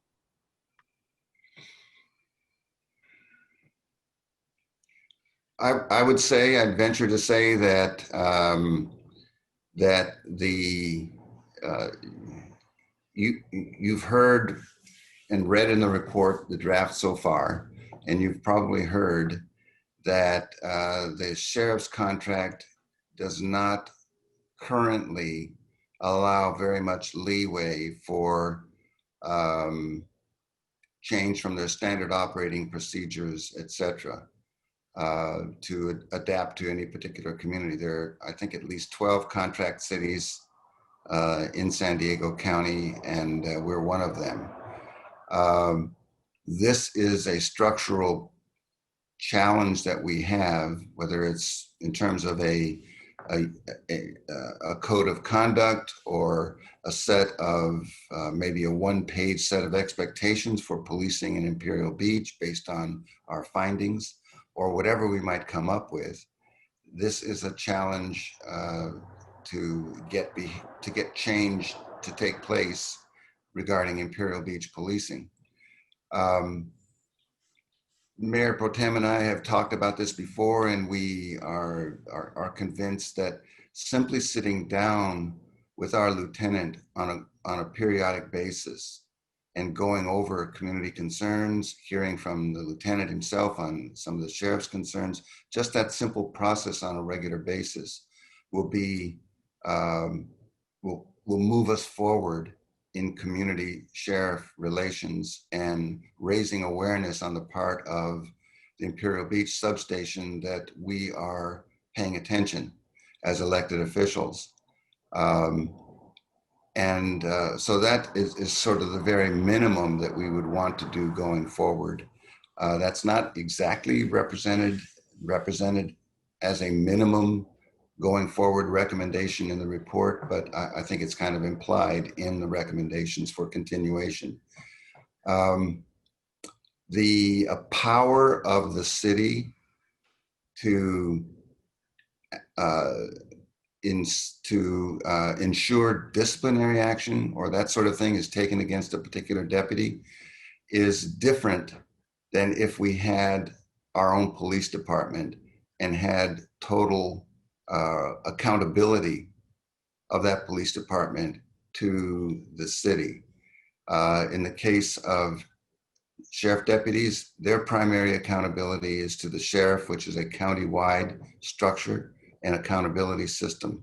So we're dealing with a different kind of structure here, and we are searching for, right now as we speak, we're searching for a way to influence how that policing is done in Imperial Beach to address local concerns a little bit more flexibly than it is right now, including community policing. As you'll see in the report, are there ways that we can have more personalized community policing in Imperial Beach? Are there ways that we can maybe use more effectively the community services officer or volunteers, as someone suggested? You know, these are all things that we think might be possible if Imperial Beach is chosen as a pilot study area to try some new things by the sheriff. And there seems to be an interest in doing that. Someone else asked the question, well, is that going to cost? And would the grant funding that we would hope would be available to that, would it be the sheriff or the city that would apply? That's to be determined. There probably are grant funds out there from the Department of Justice and other sources for experimentation in different methods of policing. That's just my guess. And one or the other or both entities would be, if we go that direction, and that's the decision of the City Council to adopt such a recommendation, which, you know, if we go that direction and the City Council goes that direction, then we'd be talking with the sheriff about how best to implement that recommendation. So we don't really have, a lot of these things are going to require further discussions, further data collection. We don't have all the answers in this report, but we are way further down the road towards clarity on community issues and concerns and the kinds of things we need to dialogue with the sheriff about than we were when we started this process 6 or 8 weeks ago. So I'm very pleased with that progress.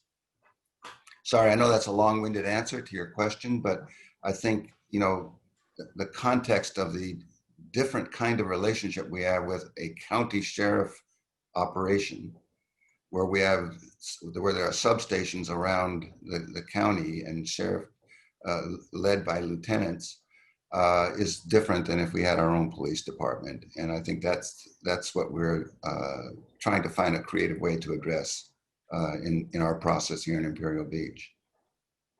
And just to add to that, Councilmember Spriggs, I would just like to point out that this whole process, the countless hours and the investment of the community in writing their comments and participating in these meetings, my hope is that this shows our commitment and our seriousness to have these matters addressed by the sheriff.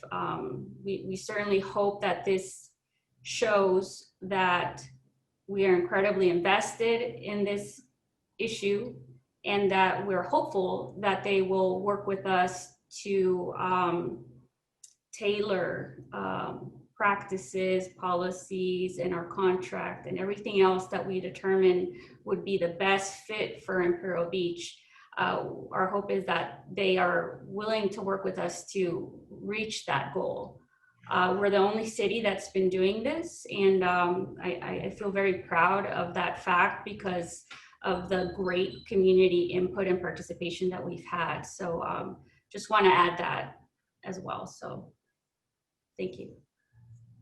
Mayor Pro Tem Aguirre, we have several speakers that haven't yet had a chance to speak. May we proceed with them? Please do. Okay, the next speaker is Beatriz Sanchez Blevins. Please go ahead. Hi, good morning. Yeah, thank you for this. This is outstanding. It's you know, we're heading in the right direction. So anyhow, you actually answered a lot of my questions with the last question. So I guess I'll just tweak it a little. But regarding the Oversight Committee, how would you select the members? And I mean, it's, how can I ask this? But how would you get folks that are non-biased, that bring no prejudice? And that's kind of a hard question, I guess, to ask you. But you know, if we're moving forward, we do need transparency. We do need to hold sheriffs accountable for conduct. But at the same time, I understand that there has to be fairness to both sides. I do believe that we do need to tweak this system. I do believe it's not a fair system right now. And for those that spoke earlier regarding experiences, you know, I understand that you may not have experiences with this, and it's fair. It's fair. However, for those folks that do have experiences, it's more detrimental than maybe your experience where you don't have one, and these topics are just uncomfortable for you. So with that being said, I do want to ask about transparency and conduct, holding them accountable, and how we can have a fair committee that will implement that. Also, possibly in the future, maybe Imperial Beach can bring a little bit more diversity and inclusion to the city. We all get along, you know, my neighbors and I, we from different backgrounds. However, I think understanding each other as neighbors, maybe this is something groups and organizations, businesses can work with the city to bring more, maybe, you know, festivals when we can, to just kind of get to know each other and learn about our diversity in this community, because I think some people lack that on both sides. So anyhow, that's all I have to say. Thank you for your time. The next speaker is Bridget Carter. Sorry, may I just, with the indulgence of Mayor Pro Tem, and because this is something, a detail that's been brought up by this question, not addressed, a procedural detail not addressed in the report. I don't know whether it's appropriate to address it in the report, and that is, how would the oversight committee be selected? And Mayor Pro Tem indicated that it might be analogous to some of our other committees, the Park and Recreation Committee, the Thailand's Advisory Committee, and the Design Review Board or Design Review Committee. If that is the case, those positions are advertised. People are allowed to apply. The purpose of the committee is clarified so that folks know what they're applying for. And the city council conducts, in the cases of those other committees, conducts interviews with all of the applicants and makes a selection based on those interviews. And the interviews are based on criteria that certain questions are asked, and we keep track of the scoring of each applicant's responses, and we take their resumes and all of that.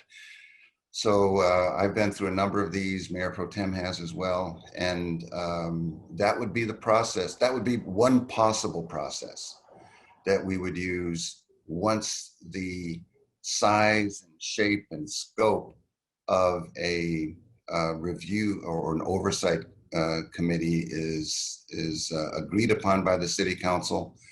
Then that process is possibly one that would be followed to select the members.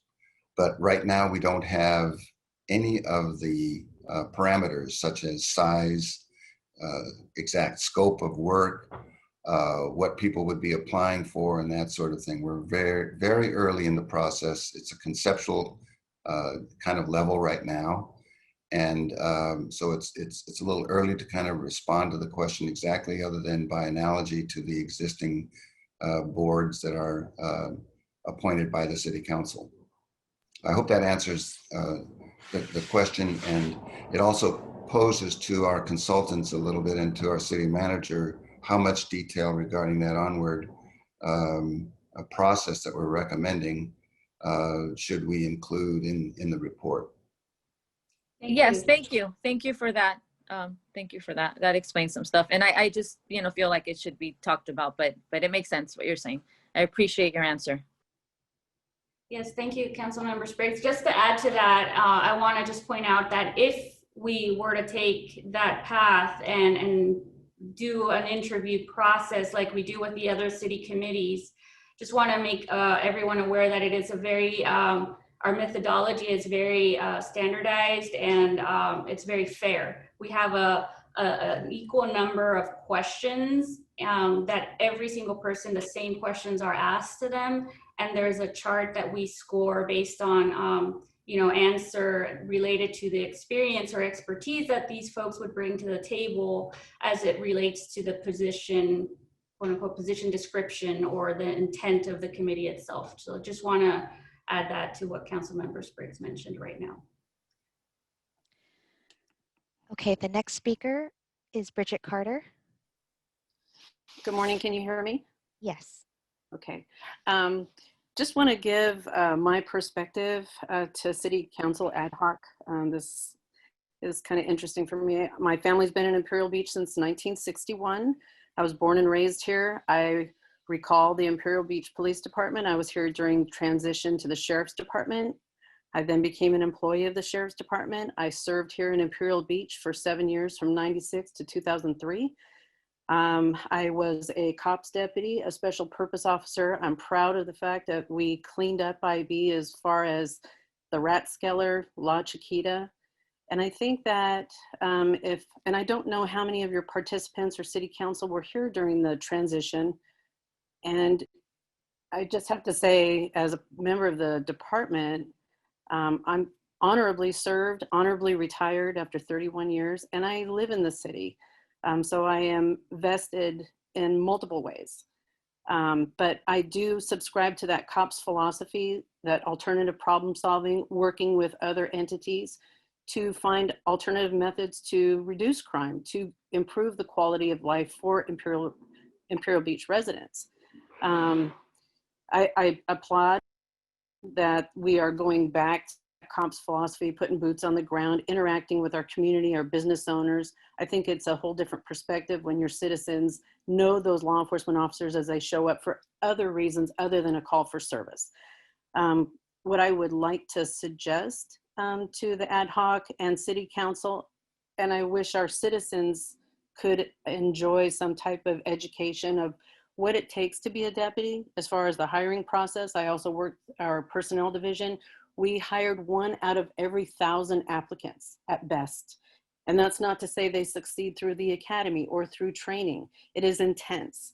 You have some great people that work in our sheriff's department, but they are people.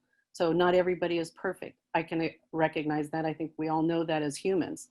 But if we could maybe have a little education from an outside perspective, so there's some more understanding of what it takes to become a deputy sheriff, what it takes to do their job, because quite frankly, when I applied, I was pretty naive. I thought they drove fast and gave tickets. That's not. They wear many different hats, and they must fluctuate from being a professional, cordial person to a fight, having to risk their life and safety in the protection or to take someone into custody. But if there is a way that this committee could maybe learn the process and have an understanding of what it takes to get to where these guys are and girls when they get in the patrol car, I think it might, some of the questions that are being asked about the code of conduct and other things that they must adhere to.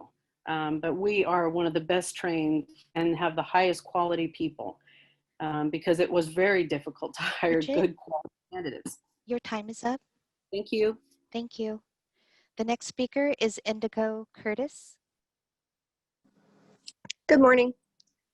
I just had a question that came up for me after listening to Mr. Boyd's email submitted comments and hearing about the multiple incidences he experienced and witnessed and recorded of our sheriff's deputies in Imperial Beach disregarding, breaking the code of conduct that we currently have. So my question is, how are our sheriff's deputies held accountable when they do break the code of conduct that we currently have in place? And what would be the value in drafting a second code of conduct specifically for our city if we can't be sure the sheriffs are following the code of conduct that is already in place? That's my question. Thank you. Okay, I believe the next speaker is Allison Hoover. I think we inadvertently lowered your hand. Allison Hoover? Yes, I'm here. Thank you so much for everything that everybody's doing and all the hard work that's going into this. Every single citizen that's taking their efforts and time to process and have opinions and hear others' opinions. This morning, one of the very first speakers mentioned some data they received from the Sheriff's Department about call times. So after that, I know that I have access to PDFs from prior press boards that the sheriffs provide from our specific station. So I would like to share that data. On August 4th, a call at 8:23 and 43 seconds was dispatched at 8:23 and 44 seconds and arrived at 8:23 and 44 seconds to an abandoned vehicle call. August 5th, call was at 11:25 and 45 seconds, dispatched at 11:25 and 45 seconds, arrived at 1:25 and 46 seconds, assistance needed. August 5th, 9:25 and 14 seconds, dispatched 9:25 and 14 seconds, arrived 9:25, 15 seconds, citizen assist. August 5th, call went in at 12:16 and 21 seconds, dispatched 12:16 and 35 seconds, and arrived at 12:34 and 33 seconds. That was an 18 minutes time, and it was for a disturbance and an argument that did result in somebody getting hurt. August 5th, there was a call at 3:50 and 23 seconds, dispatched at 3:50 and 32 seconds, arrived at 3:54 and 7 seconds for a stolen vehicle. That's 4 minutes. We have another call on August 5th. It was 4:35 and 23 seconds, dispatched 4:42 and 29, and arrived at 4:50 and 49. That was 7 minutes till dispatching from call, 8 minutes till arrival. And that was for an assault with a deadly weapon, and the victim was a person of color. On August 6th at 10:42 and 28 seconds, they were dispatched at 10:43 and 54 seconds and arrived at 10:47 and 40 seconds. That's 4 minutes for arrival, 1 minute between call and dispatch. That was for a hit and run with property damage. On August 6th, there was a call at 6:30, 43 seconds, dispatched at 6:30 and 59 seconds, but didn't arrive until 6 minutes and 45 seconds, or 45 minutes, 6:45. So it was a 15-minute timeline to get there, and that was under influence of drugs and alcohol. Finally, I have one on August 7th for petty theft. The call came in at 5:53. The call was dispatched at 6:46, and they arrived at 6:52. That was almost an hour between the call and being dispatched, and then 6 minutes between dispatch and arrival. I just really wanted to share that information with everybody because that is actual factual data that I received. Now, the other thing that I wanted to say is that I would love to find a way to get in contact with that the last speaker, the police officer, because I think they're a great asset to us all. So if there's a way that, I don't know how to get contact information, but thank you. The next speaker is Richard Pilgrim. Mr. Pilgrim, please go ahead. Hi, I wanted to comment back on the volunteer efforts. Interestingly enough, almost half of our current senior volunteer patrol, for example, are out of town residents. They actually live in Chula Vista or South San Diego. So the idea of Imperial Beach people sort of helping to police themselves is not quite there. Perhaps we're reluctant for various reasons. And this is a senior volunteer patrol. We don't do any enforcement. We try to assist the Sheriff's Department and the community. We do this through basically doing You Are Not Alone, which means we help elderly people primarily or disabled in doing things. And we check vacation checks, which, as we know, a great many crimes in Imperial Beach and everywhere else are crimes of opportunity. And the fact that we're out there in the street, driving a car, we don't have any weapons or anything else, is a deterrent, most people expect, for these crimes of opportunity. However, it is difficult to find volunteers. Now, I'm not crying, I'm not begging. This is something which is true almost nationwide today. Volunteer efforts are in trouble, okay? Most nonprofits will testify to that easily. The other volunteer effort, oh, excuse me, I didn't want to talk about that. I also wanted to, on another topic, is Gary Brown's questions about the financing. I am interested in that. I had never thought of that we all pay basically the same property taxes with the exception of some special bond issue situations like here for Sweetwater Union School District and so on. But how is that spread in terms of the law enforcement that the county is required to do through the sheriff's office versus individual cities and their efforts? That's all I have to offer. Thank you. Mayor Pro Tem Aguirre, the remainder of the hands that are raised are for people who have spoken already. Oh wait, there's a caller that hasn't spoken yet. Okay. Caller with the last three numbers 773, please speak. Please unmute yourself. Go ahead. Is that me? Mr. Carey? Yeah, hi. Yes. Hi. Hi. Go ahead. Okay, thank you. So I have a number of things I want to say. One, I really appreciate the work that the community has done, and everybody's bringing that up. I agree that we need to continue with this effort. It's way more that can be done, but it is an excellent beginning. And I'm not tech savvy or whatever, so I do a lot of it with the phone or whatever, but it has been really helpful for me to participate in these meetings, and to the extent that I can see on my Zoom thing, the other people. I think this is a really good way to continue on with involving the community in community education and in continued discussion of this. So I would encourage that we find some way to incorporate these meetings into where we're going in the future. I think my main comment I want to make is it's kind of related to the concept of defunding, which I think is a bit unfortunate because it usually focuses on taking away resources, you know, and the financial aspect of the relationship with the sheriffs. When City Manager Hall reported on his trip to Eugene and then that Cahoots program, I was really inspired by it, and I noted a number of things that I think are worth paying attention to. One, in talking to the sheriff or the police captain there, he considered that they didn't do that fundamentally for financial reasons. It was done to improve the quality of service, and it was very clear from the different things that they're doing.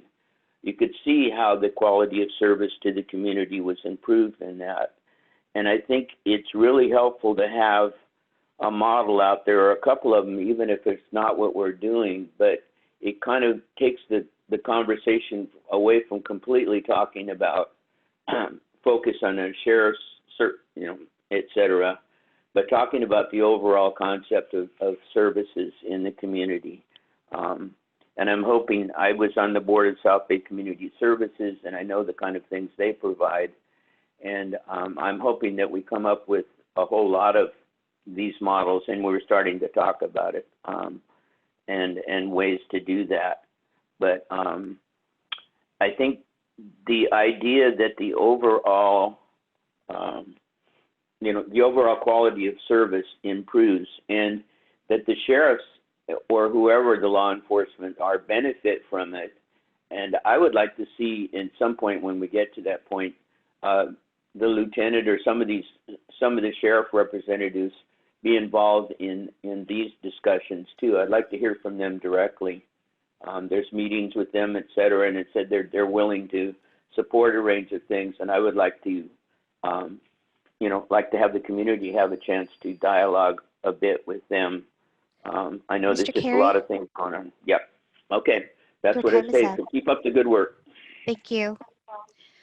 Okay, I understand that there are some speakers or some members of the public with your hands up, but we're going to proceed with going to the consultants to see if they have any comments. Dr. Clark or Mr. Gray, if you'd like to share any comments or thoughts that you might want to share with us right now, you can go ahead and do so.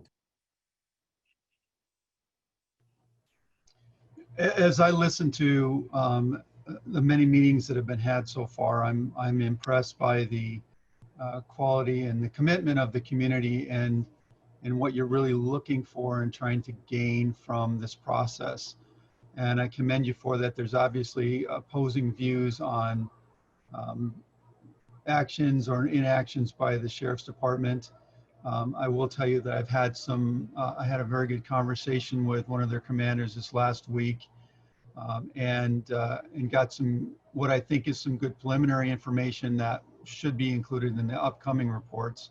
At least I will portray that to the city manager and the mayor pro tem and council member Spriggs. From my perspective, you know, I'm glad to be involved in this process and lend my view of things from it or into it, and hope that that can be an asset going forward. I don't know if anybody has any direct questions for me as far as council member Spriggs or mayor pro tem. I'm happy to add anything else that you may think might be pertinent to this conversation at this moment. Thank you, Mr. Gray. Sorry, go ahead, Mr. Yeah, this is just a thought, and you know, I'll say it publicly in the interest of transparency. This is directed to City Manager Hall as well. One thought is that between now and our next iteration of the report, I I think obviously we need to have our own subcommittee meeting, our own committee meeting with the consultants and city manager to digest today's input and any new information, and try to streamline the process of arriving at the next draft of this report, so that we're all on the same page regarding where the gaps are that we need to fill, and how we address those that we can't fill. So I'm just saying that now publicly for everybody to know that I think we will probably be having an internal discussion to produce a good draft that will then be released to everybody once again before our next meeting. Thank you. Hi, everyone. Can you hear me? Okay, great. I took a lot of notes here, but I'm just going to really touch on two in particular, where we talked about training for officers and where that could be allocated as far as the budget and things like that, but more so the topics. I did like Mayor Pro Tem's idea about having implicit bias. And there has been, as far as some of the citizens have also said on this call, you know, it started with this use of force thing and just the global or national call for, you know, systemic racism and you know, dealing with that. And so I'd like to also propose, rather than implicit and unconscious bias, which is something I've taught on in the past in the county as far as training leaders and also academically, this idea of racial bias, if we're going to be focusing on race and that particular bias. So in addition to the cultural competence training, which is overview, someone talked about, you know, we have a pretty diverse sheriff's department, I guess, that reports to Imperial Beach. And diversity doesn't necessarily, you know, mean inclusion or equity. And so even though we might have the representatives on the force or, you know, deputies that are chosen that may look on the outside, let's say racially diverse, doesn't mean that they have the concepts of being competent. And when it comes to especially interacting with citizens. I'm also going to go, and so I think that training on racial bias, cultural competence, and then another third component that we didn't talk about, and I think we've talked about it in the past as far as the curbing and how it may affect a citizen. I think the trauma-informed piece is also missing. So integrated with that racial bias training is the trauma-informed, taking into account once, I guess, an officer, and that's something else I wanted to take up on, not this call, but as far as what Mike, Mr. Gray gave us the correction about, they make the determination, I guess, or their best guess about race after stopping them or when they're doing the report. So this is their assumed or perceived, I think it said, thought of race about who that is or whatever. And I'm not sure why that isn't asked instead of perceived, but once you've determined that, to also take into account, again, that cultural competency, but also the trauma that that particular race or ethnicity may have unique experiences with and challenges with. And so I think trauma-informed also needs to be brought into the conversation. And then the other, and I think that the training should be, of course, required, ongoing, and look different than a lecture or a classroom, but looking at some different modalities about how to ensure that that's happening. And I know that the Sheriff's Department received some great equipment on simulation training and things like that. And so that's important as well, because as we talked about, they have training, they get training, but these things are still happening. And so that's, again, another call to accountability when the policy is not aligning with the practice, and what happens when that is incongruent. And lastly, as far as that was my training comments there.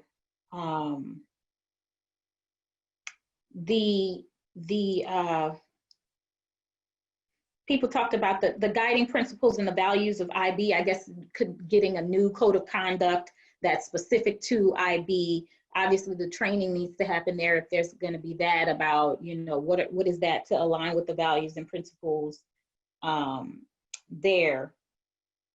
Now this, the review board or the citizens, I'm not sure what exactly it's called, but that one is another one that was a hot topic that people talked about, and ensuring, who's going to staff it, how are people going to be selected and things like that. And so it is important, one, that it is, diverse. I think Betty talked about that. But also as far as, I guess, ensuring trust and comfort, because we have a lot of these meetings and people still, again, with the oversweeping generalization that, IB has, great policing, great community relations and things like that based on quantitative data, is suspect for me, just because I, as a person of color, personal lived experience, but also I think maybe it was said on a call, I talked to some of the people that were on the call and talked about if we were going to do something like cahoots, that SBCS, South Bay Community Services, might be someone that can help with that. And I've worked there for 3 years in the past on the Teen Recovery Center, mental health, community assessment team, and work with a lot of youth, and that were IB youth. And those stories that they would tell me, they would be in that program, obviously, for using substances with co-occurring disorders, mental health and substances. And so they had a lot of interaction with probation officers. Most were on probation, and also drug court, breaking cycles, those kinds of programs. And what I would hear in their group counseling or I would do psychoeducational groups with them, and their interactions with police would blow your mind. And most of them were Latino, a few Black, so youth of color, and their experiences in IB and their description of their encounters with sheriffs there were very colored, I should say. And I don't know if that I don't think that those group of youth, their voice has been heard in those statistics. I don't know if they're calling and making complaints and filing complaints, or that they have guardians that are doing that on their behalf, especially because they're already a part of a system. And so there's so many voices and encounters that are not accounted for in our quantitative data that we have to understand, and not have a generalized thought that, oh, everything must be good because the numbers are showing this. Are people going to go to this meeting and actually report that? Even when anonymous lines exist, people don't use them as much. And so where can we find a space where people are telling the truth and being open, honest, and revealing some of the underbelly that we're not hearing about in those formalized spaces that many of our non-diverse, traditional whites in leadership are creating those spaces, but those spaces are not being, again, filled with the people of color, people of lower socioeconomic status, people that have had issues with the system and things like that. They are not represented at the table and silent. So I think these are things that we have to consider as we're thinking about that. And I have a few more things, but I'll wait for another call. But I just wanted to really touch on that training component, and then also that citizens board. So thank you all for having me, and I'm really excited to interact with you all on this call. Right now I'm in DC, so I'm excited. I was a part of the March on Washington yesterday, and so I'm on DC time here, 2:07, and I've just been really mobilized to commit to helping my community, and I still consider IB my community, to do better and move forward to action. So thank you so much for your commitment as well, citizens of IB. Thank you, Mr. Gray. Thank you, Dr. Clark, for your very insightful observations and comments. Without a doubt, ensuring trust and comfort is important for all, right? And creating these safe spaces where folks have that trust and that comfortability to bring forward ideas, concepts, and yes, even concerns and complaints. So definitely of importance, and I'm sure this is going to start taking shape as we move forward on how we're going to address that. Dr. Clark, I just wanted to see if you could elaborate a little bit more about the trauma-informed training that you referenced. I'm not as familiar on it, and I would love to hear just a little bit more about it. I'm glad you asked, Mayor Pro Tem. Sure, this is something that I teach or train at the County of San Diego as well.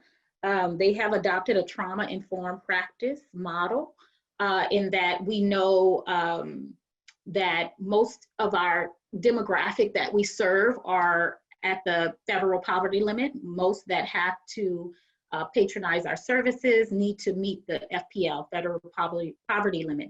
And in that, we've seen that most poverty has trauma. But more indicative, if you all haven't heard of the ACEs study, the Adverse Childhood Experiences Study, that's kind of the framework we use. That one was done by Kaiser, and it surveyed about 17,000 Kaiser members, and most of them were college educated, middle class, and they asked them 10 questions that had to do with adverse childhood experiences, and that could be if your parents, you know, this is not a trauma-informed term that I'm about to use, alcoholic. It's a person using substance use, or a person with substance use disorder. If you had, of course, physical abuse, sexual abuse, domestic violence in the home. So about 10 questions about, have you experienced those things? And if you checked, I would say the most staggering for me is if you checked 6 of the 10, the health outcomes is really what the primary study was about, health outcomes, you know, the big health outcomes such as cancer, heart disease, things like that. You're more likely to die 20 years earlier than someone that has never experienced that in their home as a child. And so after they discovered there is a connection between your adverse childhood experiences and health outcomes, they began to look at the mental health impacts as well. And of course, that's depression, anxiety, the bigger ones. And so these were college educated, and like I said, they had a Kaiser insurance, so they may have been employed at that point, and middle class. And they found even trauma there. So we thought if our demographic that we serve is in poverty, they probably can check 10 of those. But also finding it amongst the general population that have experienced trauma. And some of you I know may know that one of the traumas that I share a lot is Hurricane Katrina. So obviously trauma can be from a natural disaster, and those had physical implications of me moving to IB, right? Physically being torn away from my cultural fabric of New Orleans, my family fabric. I came here alone. And that could have mental issues for me, right? I did experience some anxiety and things like that that could have contributed to depression and maybe gone far if I had not done some things, some protective factors for resiliency. So we talk about that as well. Once you have the information, you can do something about it. But if there's nothing done about it, it can have physical health effects and also mental health effects. So being trauma informed is knowing that the people we're encountering, let's just use, law enforcement, and you're encountering a Black American. And in this particular current climate, knowing that as a Black woman on this call with you right now, how I might be affected by all of this news of my Black brothers and sisters dying on the streets. Like I am experiencing a high level of anxiety, a high level of sadness, and a bit of depression. And how your encounter with me might look different, as far as more compassion, more kindness, knowing that, there's lots of layers of some maybe complex trauma here. So also historically, this person is a Black person, and you can apply it to any person and have an assumption that this person has experienced trauma themselves, or they have experienced it vicariously or secondarily, which means you've seen it. So I've had people in my mental health first aid classes that talked about, my colleagues who are adults, talk about their teen who's involved in self-injurious behavior. So most people know the general term cutting. And so that mother or father or parent or guardian is not experiencing maybe trauma on themselves, but they have to watch their loved one battle with obviously some mental health stuff going on, and they're expressing it in a physical form of injuring themselves. And so when I hear the stories of my colleagues share in my training programs, I know that we all are experiencing trauma on different levels. So I extend the level of compassion and kindness in my interactions with them. And so that's kind of trauma informed in a nutshell. Thank you so much. That's quite fascinating. I wasn't aware of this study, and to hear that it has these severe health implications in addition to the mental health adverse effects is quite interesting, especially in the context of our city and how we're a predominantly minority city, and as such, certain ethnicities and races already have these underlying or prevalence for underlying health conditions. It's really interesting, and I really appreciate you explaining further that and suggesting we take this into consideration as we move forward. So thank you for that. I'd like to ask Dr. Clark a question, and it's kind of coming at this trauma-informed behavior a little differently. As an African American, I've encountered stops by the police in my youth and in my college days as well,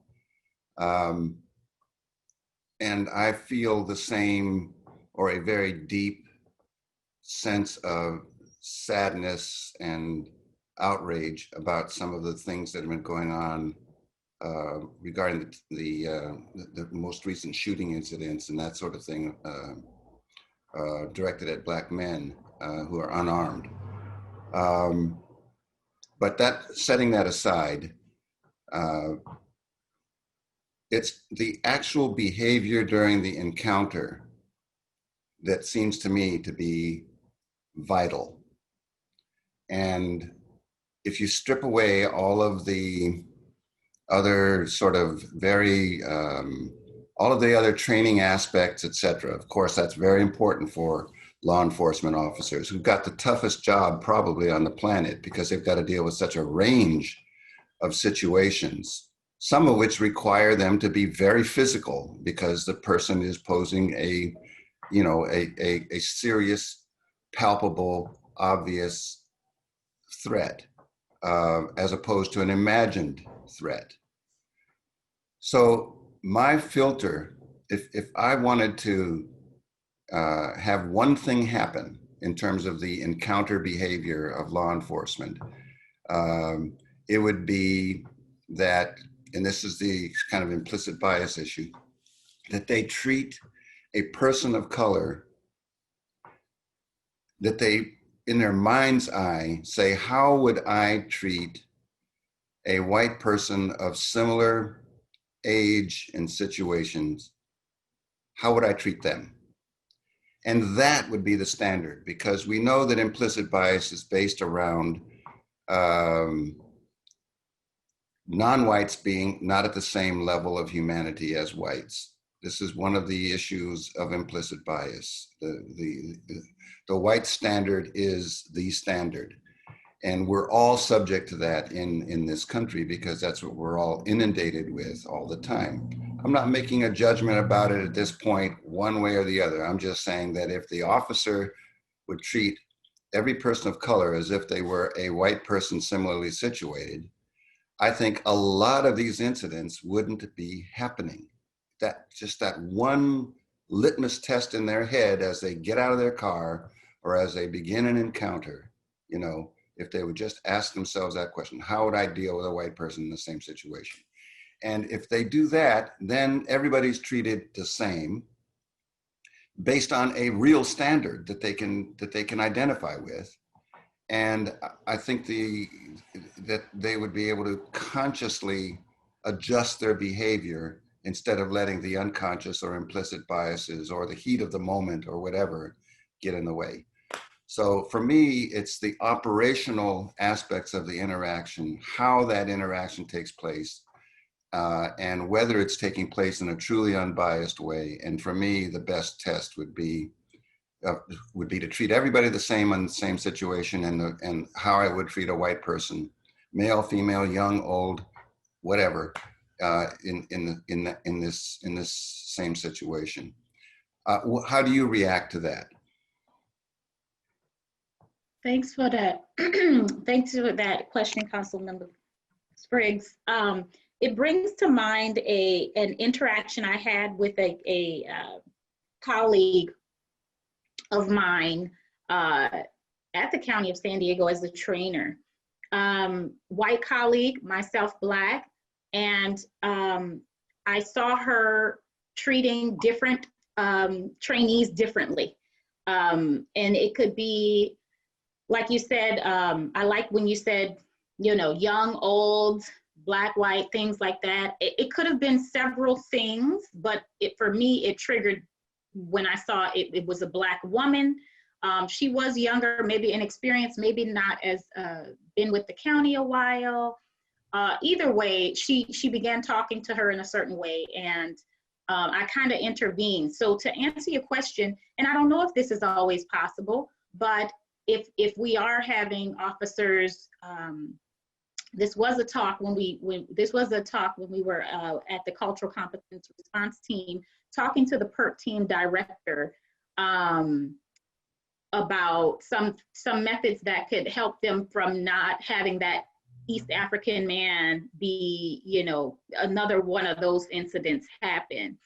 And he talked about having two officers all the time, and one engage a person with mental illness, and the one engaging maybe not have a weapon, maybe the one that's back a little bit, observing the atmosphere, have a weapon, and if they need to discharge that then they can make that call. But that there be two, because, and of course that there be two different officers in whatever diversity dimension you want to think of, race or even gender or whatever, and having, I guess this might be an internal thing for law enforcement, where it's okay if I intervene and say, hey, you're talking to them a little rough. Let's handle this a different way, or in whatever respectful manner from colleague to colleague. And I've done this more now in this climate with my white colleagues. I've done that. I've interrupted unconscious bias. I've interrupted implicit bias, and sometimes right on the spot, but other times feedback after the fact, depending on how, you know, egregious it might be in my subjective opinion, to be honest. But I've been really talking to colleagues about calling, not calling colleagues out, but calling colleagues in to a conversation about, hey, your actions, your behaviors, your mannerisms, hey, they might, they're coming off this way. You know, use your emotional intelligence. Use your, you know, are you reading the way that someone's processing, the way you're interacting with them? And are you escalating or are you de-escalating the situation? And so that's what I think about when we talk about being able to do that before you get out of the patrol car, you know, like, let me set my mind, you know, let me catch my bias, you know, oh, this is a person that's not from my same background. You know what, I wanna be fair. I wanna be fair. I wanna be impartial, you know? And so that's kind of what I think about. Right. Holding one another accountable. Yeah, this translates into sometimes results that aren't necessarily injurious or life or death, but it certainly can translate into who gets arrested and who doesn't, who gets a ticket versus a warning, who gets a smile instead of a threatening kind of stare and tone of voice. These are all experiences that people of color have that can be different than the Caucasian experience with law enforcement, whether that officer is black, white, or Latinx. The bias is based on the white standard versus the person of color standard. Doesn't matter who you are when you're in law enforcement or who you are in society. We all have these biases. So I'm just saying this because the common experience of people of color, whether you're Latinx or black or maybe even Asian, can be a different experience in the American American environment and in the Imperial Beach environment. We really do need better statistical data. We do have our anecdotal data. We heard some of it today. We'll probably be pulling in some more. But we really do need statistical data that really only the sheriff can provide. When we look at the arrest versus ticket versus warning, et cetera, if we could compile that on and cross-reference it to race and other factors, I'd even like to see it cross-referenced in terms of encounters with Imperial Beach residents versus visitors to Imperial Beach, because who is really occupying sheriff's time in Imperial Beach? It'd be nice to know. We're a visitor serving community. But, with data, we can do less speculating and more analysis. And when we don't get and can't get that data from law enforcement, we're handicapped, and we have to be a lot more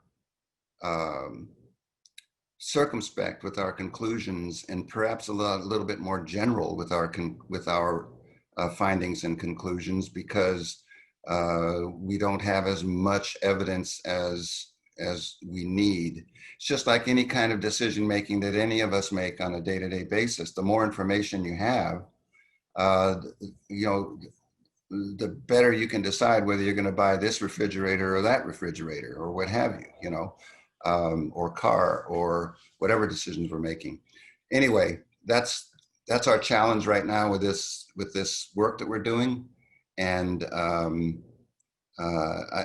think that, this discussion that we're having right now, I hope will be an informative discussion for everybody involved, and will help us all appreciate each other as citizens, with different lived experiences, different perspectives, and understand that we're going to try to accommodate these different experiences and perspectives in what we come up with here, but that we do have a raw analytical data, objective data challenge in how law enforcement interacts with the different citizens of Imperial Beach, because they're just not either collecting it or able to compile it, or we just don't have it as much as we need it right now. And I'm hoping that in the next few months, we'll be able to receive and analyze data that will guide us more precisely to be able to make some findings and recommendations regarding policing in Imperial Beach than we're able to make right now.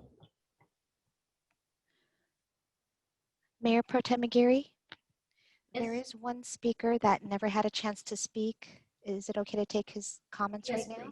please do. And then followed by City Manager Hall, who has some follow-up comments.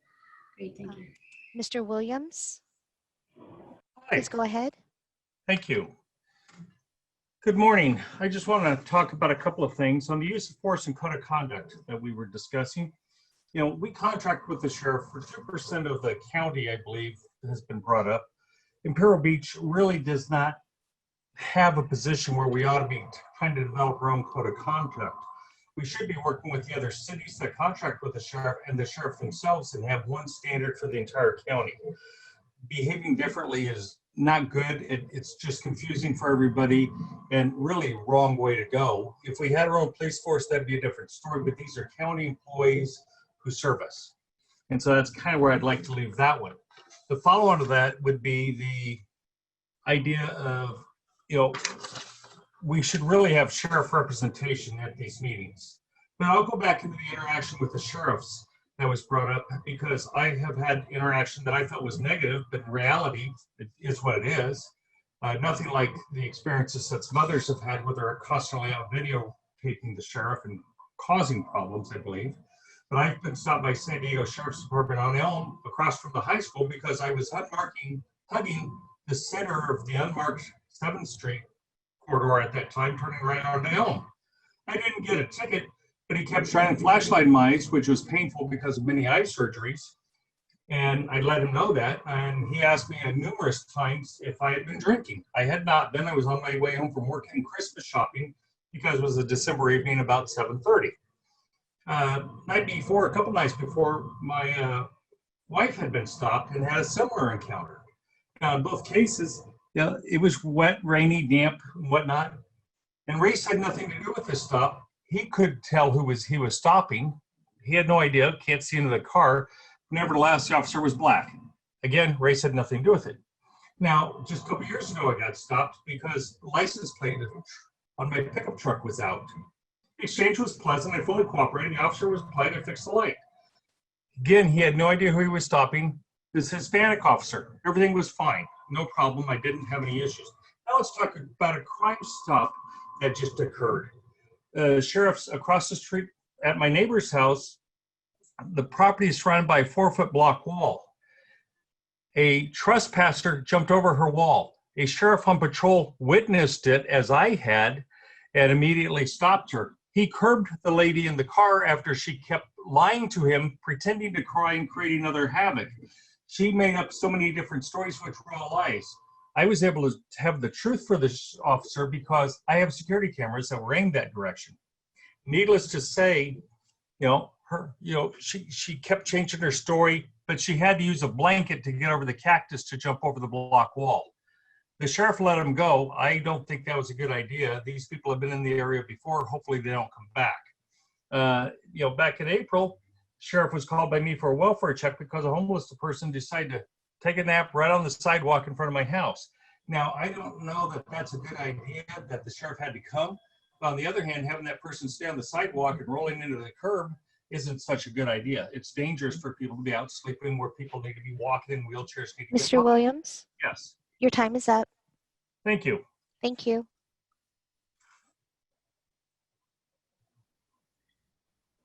Madam Mayor Pro Tem and Councilman Spriggs, I just wanted to respond to a couple of the questions that were raised. There was a question about whether or not things like a code of conduct or other things specifically to Imperial Beach can be included in the current contract. In an earlier meeting, and so I thought I would clarify, in an earlier meeting, we did indicate that the sheriff's contract is actually universal with all 9 cities that contract with the county sheriff. And so while no, we can't have our own contract with the sheriff, they've made it clear that they plan to contract with the 9 cities with a uniform contract. They've always been very responsive to our individual needs. We can ask them to make special patrols. We can ask them to do certain things in the community, and they've always been very responsive. So I don't know if that answers the question, but the sheriffs have always been very responsive and allow us to customize some of the things we'd like to see done here in Imperial Beach. So it's certainly worth the question to ask. The other question I wanted to talk a little bit about is it came up a couple of times about the county taxes, and we all pay county taxes, so why should we not get some benefit from the county for our law enforcement? It is true that we all pay taxes, and your property taxes go to various different entities. The majority of your property tax go to local school districts. That's where most of the property tax goes. There is some of that tax that goes to the county, and there are some of that tax then that comes to the cities. For instance, in Imperial Beach, of every dollar of property taxes paid, the city gets about 20 cents. So we get about 20% of the property tax. In the county keeps a higher percentage of the property tax. So that 20% that would normally comes to Imperial Beach, the county keeps that along with their share of the property tax. So that's why the unincorporated areas get the sheriff's coverage for free, because the county residents the county does get a higher percentage of their property tax than they do from incorporated residents. So hopefully that answered that question. I thought it was a very good question that was raised by a couple of people. So I just wanted to clarify that very quickly, and then make sure that if you had any questions for me, to let you know I'm available. So thank you.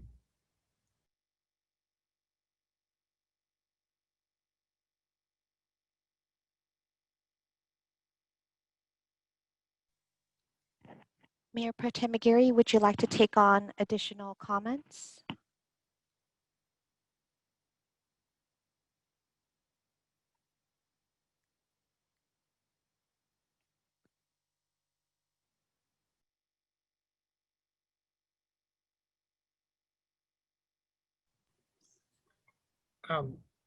Councilman Spriggs, Mayor Pro Tem McGarry, maybe we are having some technical difficulties. We're not hearing from the Mayor Pro Tem, so we will text her and find out if she would like to take additional comments. Councilman Spriggs, are you? Sorry. Oh, there you go. I had to step away for a second. What was the question? I missed it. So everyone has had an opportunity to comment. I think the city clerk is asking whether or not you would like to allow people who have already had a chance to comment to make further comment, or how you would like to proceed at this point in the meeting. Well, we have a few minutes left. Let's open it up. And do we have a lot of folks with their hands raised? Madam Mayor Pro Tem, we have 5 people with their hands raised. All right, why don't we go ahead and allow them to speak, and then we'll, adjourn the meeting. So, okay. All righty. The first person is Leonard Miranda. Please go ahead. All right, can you hear me? Yes. Okay, great, thanks. I'm going back now to the guiding findings portion of the report that talks about again, the crime rate being low, but there were people who had bad or poor experiences with the sheriff department, as we've heard some people say tonight, and then also a general mistrust of law enforcement. I think a key element to this thing, which will also impact how big of a committee you have, how much that committee should have oversight or would want oversight or influence the sheriff's department, would be what is really the gauge of our community in reality from that. I mean, there's people involved here that are on both sides of the issue, obviously, but I believe a survey would be helpful. We have one person who can account for several things going back many, many years, but is that reflective of today and the last couple of years? of our community, Black members, Mexican members, all colors. So I think you need to survey to get a gauge on how prevalent this is, or is this a loud minority with facts that are filtered through their own eyes? And I agree that biases can occur in any direction. But a lot of this conversation near the latter part of this really came off and went over toward the whole, again, shootings, Black people being shot needlessly. And statistically, I think we're at a better time than we've ever been in our nation's history with regards to shootings. Police officers, not only to Black people and white people, but better than ever. And yet it seems like we're worse than ever. So we need to be very careful. And I also believe that when we see clips on the media that, you know, some, like Mr. Spriggs testified that he's really saddened by seeing some of these things and it really burdens him, we need to wait for those facts to come in. There's been many cases that created a ton of damage, and then when the facts actually came in, shootings were justified. Those are justified shootings, which takes on an entirely different context. So, you know, there was reference to the last shooting. Let's wait for those facts to come in, because it seems like some people don't understand that it's against the law to resist arrest. And we ask officers, and they're compelled and they're assigned by the community to effect arrest and to protect and serve the community. So I believe a big part of this process should also encourage citizens to become more aware of what duties we ask of our officers and their training. And I believe all the training is always a good thing, but to understand, much like one of the other earlier speakers said, how they're not perfect. And I don't know if this is a racial issue or more of a human issue. I believe it is more of a human issue, one that we're all vulnerable to, but not a systemically racist. And that's a separate conversation that can go forever. But I think you need to really wait for data to come in and find out, because even this last shooting has facts that have not been really disclosed by the media at large. You have to kind of dig and find what actually occurred and the background of the people involved. So anyway, I'm going to stop there. Thanks. The next speaker is Mr. Jake Stansel. Please go ahead. Hey, thanks a lot, guys, for letting me speak again. I appreciate it. I'll try to be brief, and I can, because Leonard just stole pretty much all of my talking points.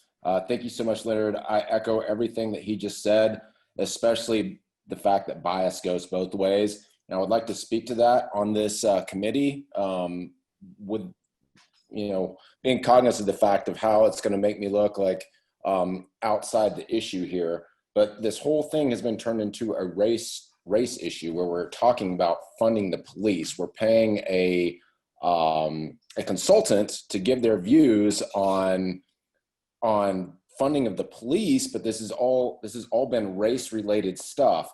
Also on the issue of bias, it would appear that if I send in 9 emails to the contrary of to the con view of the sheriff's department, I will have them read by the city for 11 minutes. But if I'm going to call and talk to how great of experience I've had with the sheriff's department, I'm cut off at 3 minutes. So I'm going to go through all my emails and interactions with the sheriff's department over the last 5 years. I think that's about as far as I'll have. And I'm going to write them all up in an email. I'm going to want all those read at the next meeting so that we get both sides of this, because every interaction that I've had with law enforcement in the city has been overwhelmingly positive. And I don't want it to get skewed, like the last caller said, on the loud voice of those that are counter to the sheriff's department, because I think they're doing a phenomenal job. And I think they're underfunded as it is. And I think I will call it at that. But thank you guys very much. Appreciate it. The next speaker is Bridget Cartier. Please go ahead. Hi, thanks again. I just wanted to add to when you guys are talking about this model and the COPS philosophy, and I think Mr. Gray can attest to this, everyone has to be a buy-in in the change. Not just law enforcement being educated and their change and their perspective and how they have to think before they get out of their vehicle. And me, from my personal, in my profession, I'm colorblind. I don't care what color, what gender, it's good versus evil. That's what I'm there to do. That's what I take care of. But on the COPS philosophy, if I could ask from our city council, our citizens, buy into not an us versus them, it's a we work together. There's no law enforcement officer that I can't imagine wanting to shoot somebody and go through the ordeal. I can't. If that's a bad cop, nobody likes bad cops worse than good cops. So thank you guys. The next speaker is Mike Adams. Please go ahead. Yes, can you hear me? Yes, I can. Okay, that was a very good observation, Jake. I saw that as well. And the last speaker, I like those comments as well. I agree with you wholeheartedly. My question is, I asked it in the beginning, and I mean, the BLM is a Marxist institution.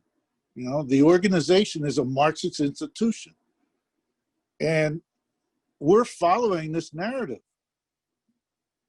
I mean, there's no two way about it. Now, my question to Pro Tem Aguirre and Councilman Spriggs, are you Marxist? Are you communist? Or any other derivative? Are you a BLM activist? Answer the question, please. Thank you. The next speaker is Marcus Boyd. Oh. Hi, thank you.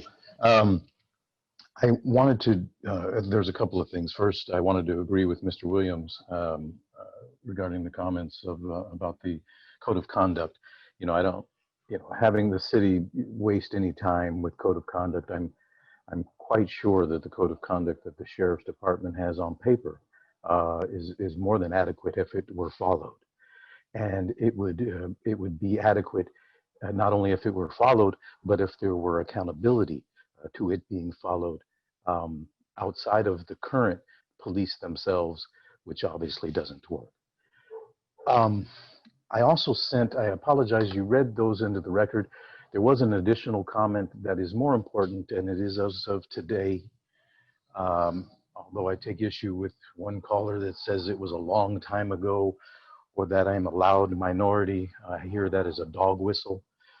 If you don't know what that is, educate yourself. So I'd like to read into the record that on June 7th of 2020, I was sucker punched while demonstrating, documenting a protest in support of Black Lives Matter in Imperial Beach. At the moment I was punched, Lieutenant Marquez was sitting no more than 10 feet away in an unmarked vehicle. As seen on numerous news videos, Lieutenant Marquez turned on his lights and siren and began driving up the street, following the two suspects and numerous protesters, which caused the protesters to disengage directly with the suspects. Once the suspects were free to flee, they ran to the right, and once the lieutenant reached the end of the street, it appears in videos that he turned to the left. Approximately 15 minutes later, I arrived at the corner where the suspects were last seen, and a few of the protesters were continually tracking the suspects. At that time, two marked units arrived, took direction from the protesters of where they last saw the suspects, and approximately 10 minutes later, the two marked units had the suspects in custody. I'm not sure why the lieutenant disengaged from the suspects, but I'm honestly afraid that it may have been personal.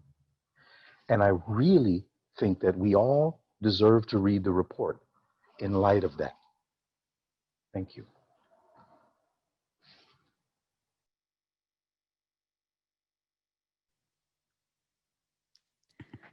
Mayor Pro Tem Aguirre, I believe Mike Adams' hand is up again.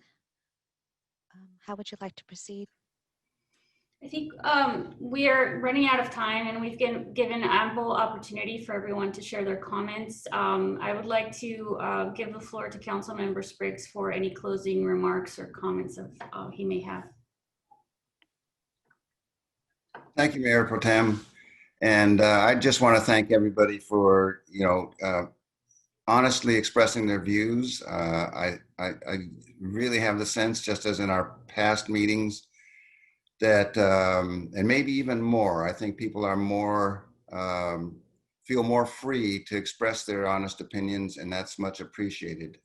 As I said in my opening comments, I want us to reflect all the comments received in an annex to the report so that everyone's voices have been heard. I think we will, well, I don't think, I know we will take seriously all of the recommendations that have come out of this meeting. And I've been very honest with you all as well about, I think, the challenges that we face putting together a report in this fraught environment that really will help us move forward. That's really my goal, and I think our goal as city council members. We want to be able to move our city forward. We want to be able to continue to have the lowest crime rate of any beach town. We want all of our citizens to feel protected and served by the sheriff, regardless of where they are in the community or what their social status or ethnic status is. And I think that is really our goal. We also have the financial challenges facing us that have been facing us for a long time, and we've got to deal with those. Our focus is on Imperial Beach. Unfortunately, we're in a very contentious national environment. But we are Imperial Beach, and we're dealing with the facts as they apply to Imperial Beach, what happens with our citizens' interactions with the sheriff here. And again, we would like to have more concrete, objective data that we can analyze that allows us to determine whether those interactions statistically and over the vast number of them are free of bias, are appropriate for the circumstances, and very importantly, could be based on other kinds of services being available than sworn deputies for the non-emergency interactions and activities and calls in Imperial Beach. And that is still something we do not have enough information on in order to make some recommendations that are meaningful at this point as to what extent those calls by the sheriff could be handled by other than sworn deputies so that the needs of the community can be met more effectively, and the sworn deputies can focus their time and efforts on the things where their skill set is really most suited for. So we will be trying to put together in the next 2 weeks as best we can a report that reflects the input that we've gotten and also addresses the challenges and charges that we were given in the first place by the City Council. And I'm really grateful for everybody's participation. Thank you very much. Are you going to answer my question? Your question is an insult. Thank you, Councilmember Spriggs. I echo that sentiment. I want to thank everybody for your participation, for your feedback, for your insight. You know, it was a challenge from the get-go. We put a very ambitious goal of coming back to the council within 90 days with ideas and recommendations on how to move forward in the context of the financial constraints related to the contract and in the context of how to improve law enforcement and public safety in Imperial Beach. There's always room for improvement. So all perspectives are valid, all perspectives are welcome. And like Councilmember Spriggs said, we're gonna attach those to the report as an appendix so that we have full transparency on everything that has been discussed and suggested. Now, this is going to be an ongoing effort. We will present this. It's not going to be perfect. We need to, acknowledge that, because we have insufficient data at this point. So the hope is that moving forward, as we receive this data, we analyze it and digest it and continue this work beyond the September 16 council meeting. So next steps, as Councilmember Spriggs suggested, we will have a subsequent subcommittee meeting with the consultants as we begin to refine the report and the recommendations. And we have one community meeting left. Please make sure that you participate in that one and in the actual council meeting itself, and invite your neighbors and friends to participate and to submit your comments via email as well. So I want to thank Councilmember Spriggs, City Manager Hall, City Clerk Kelly for your time today, and everybody for participating. And we will see you at the next community meeting.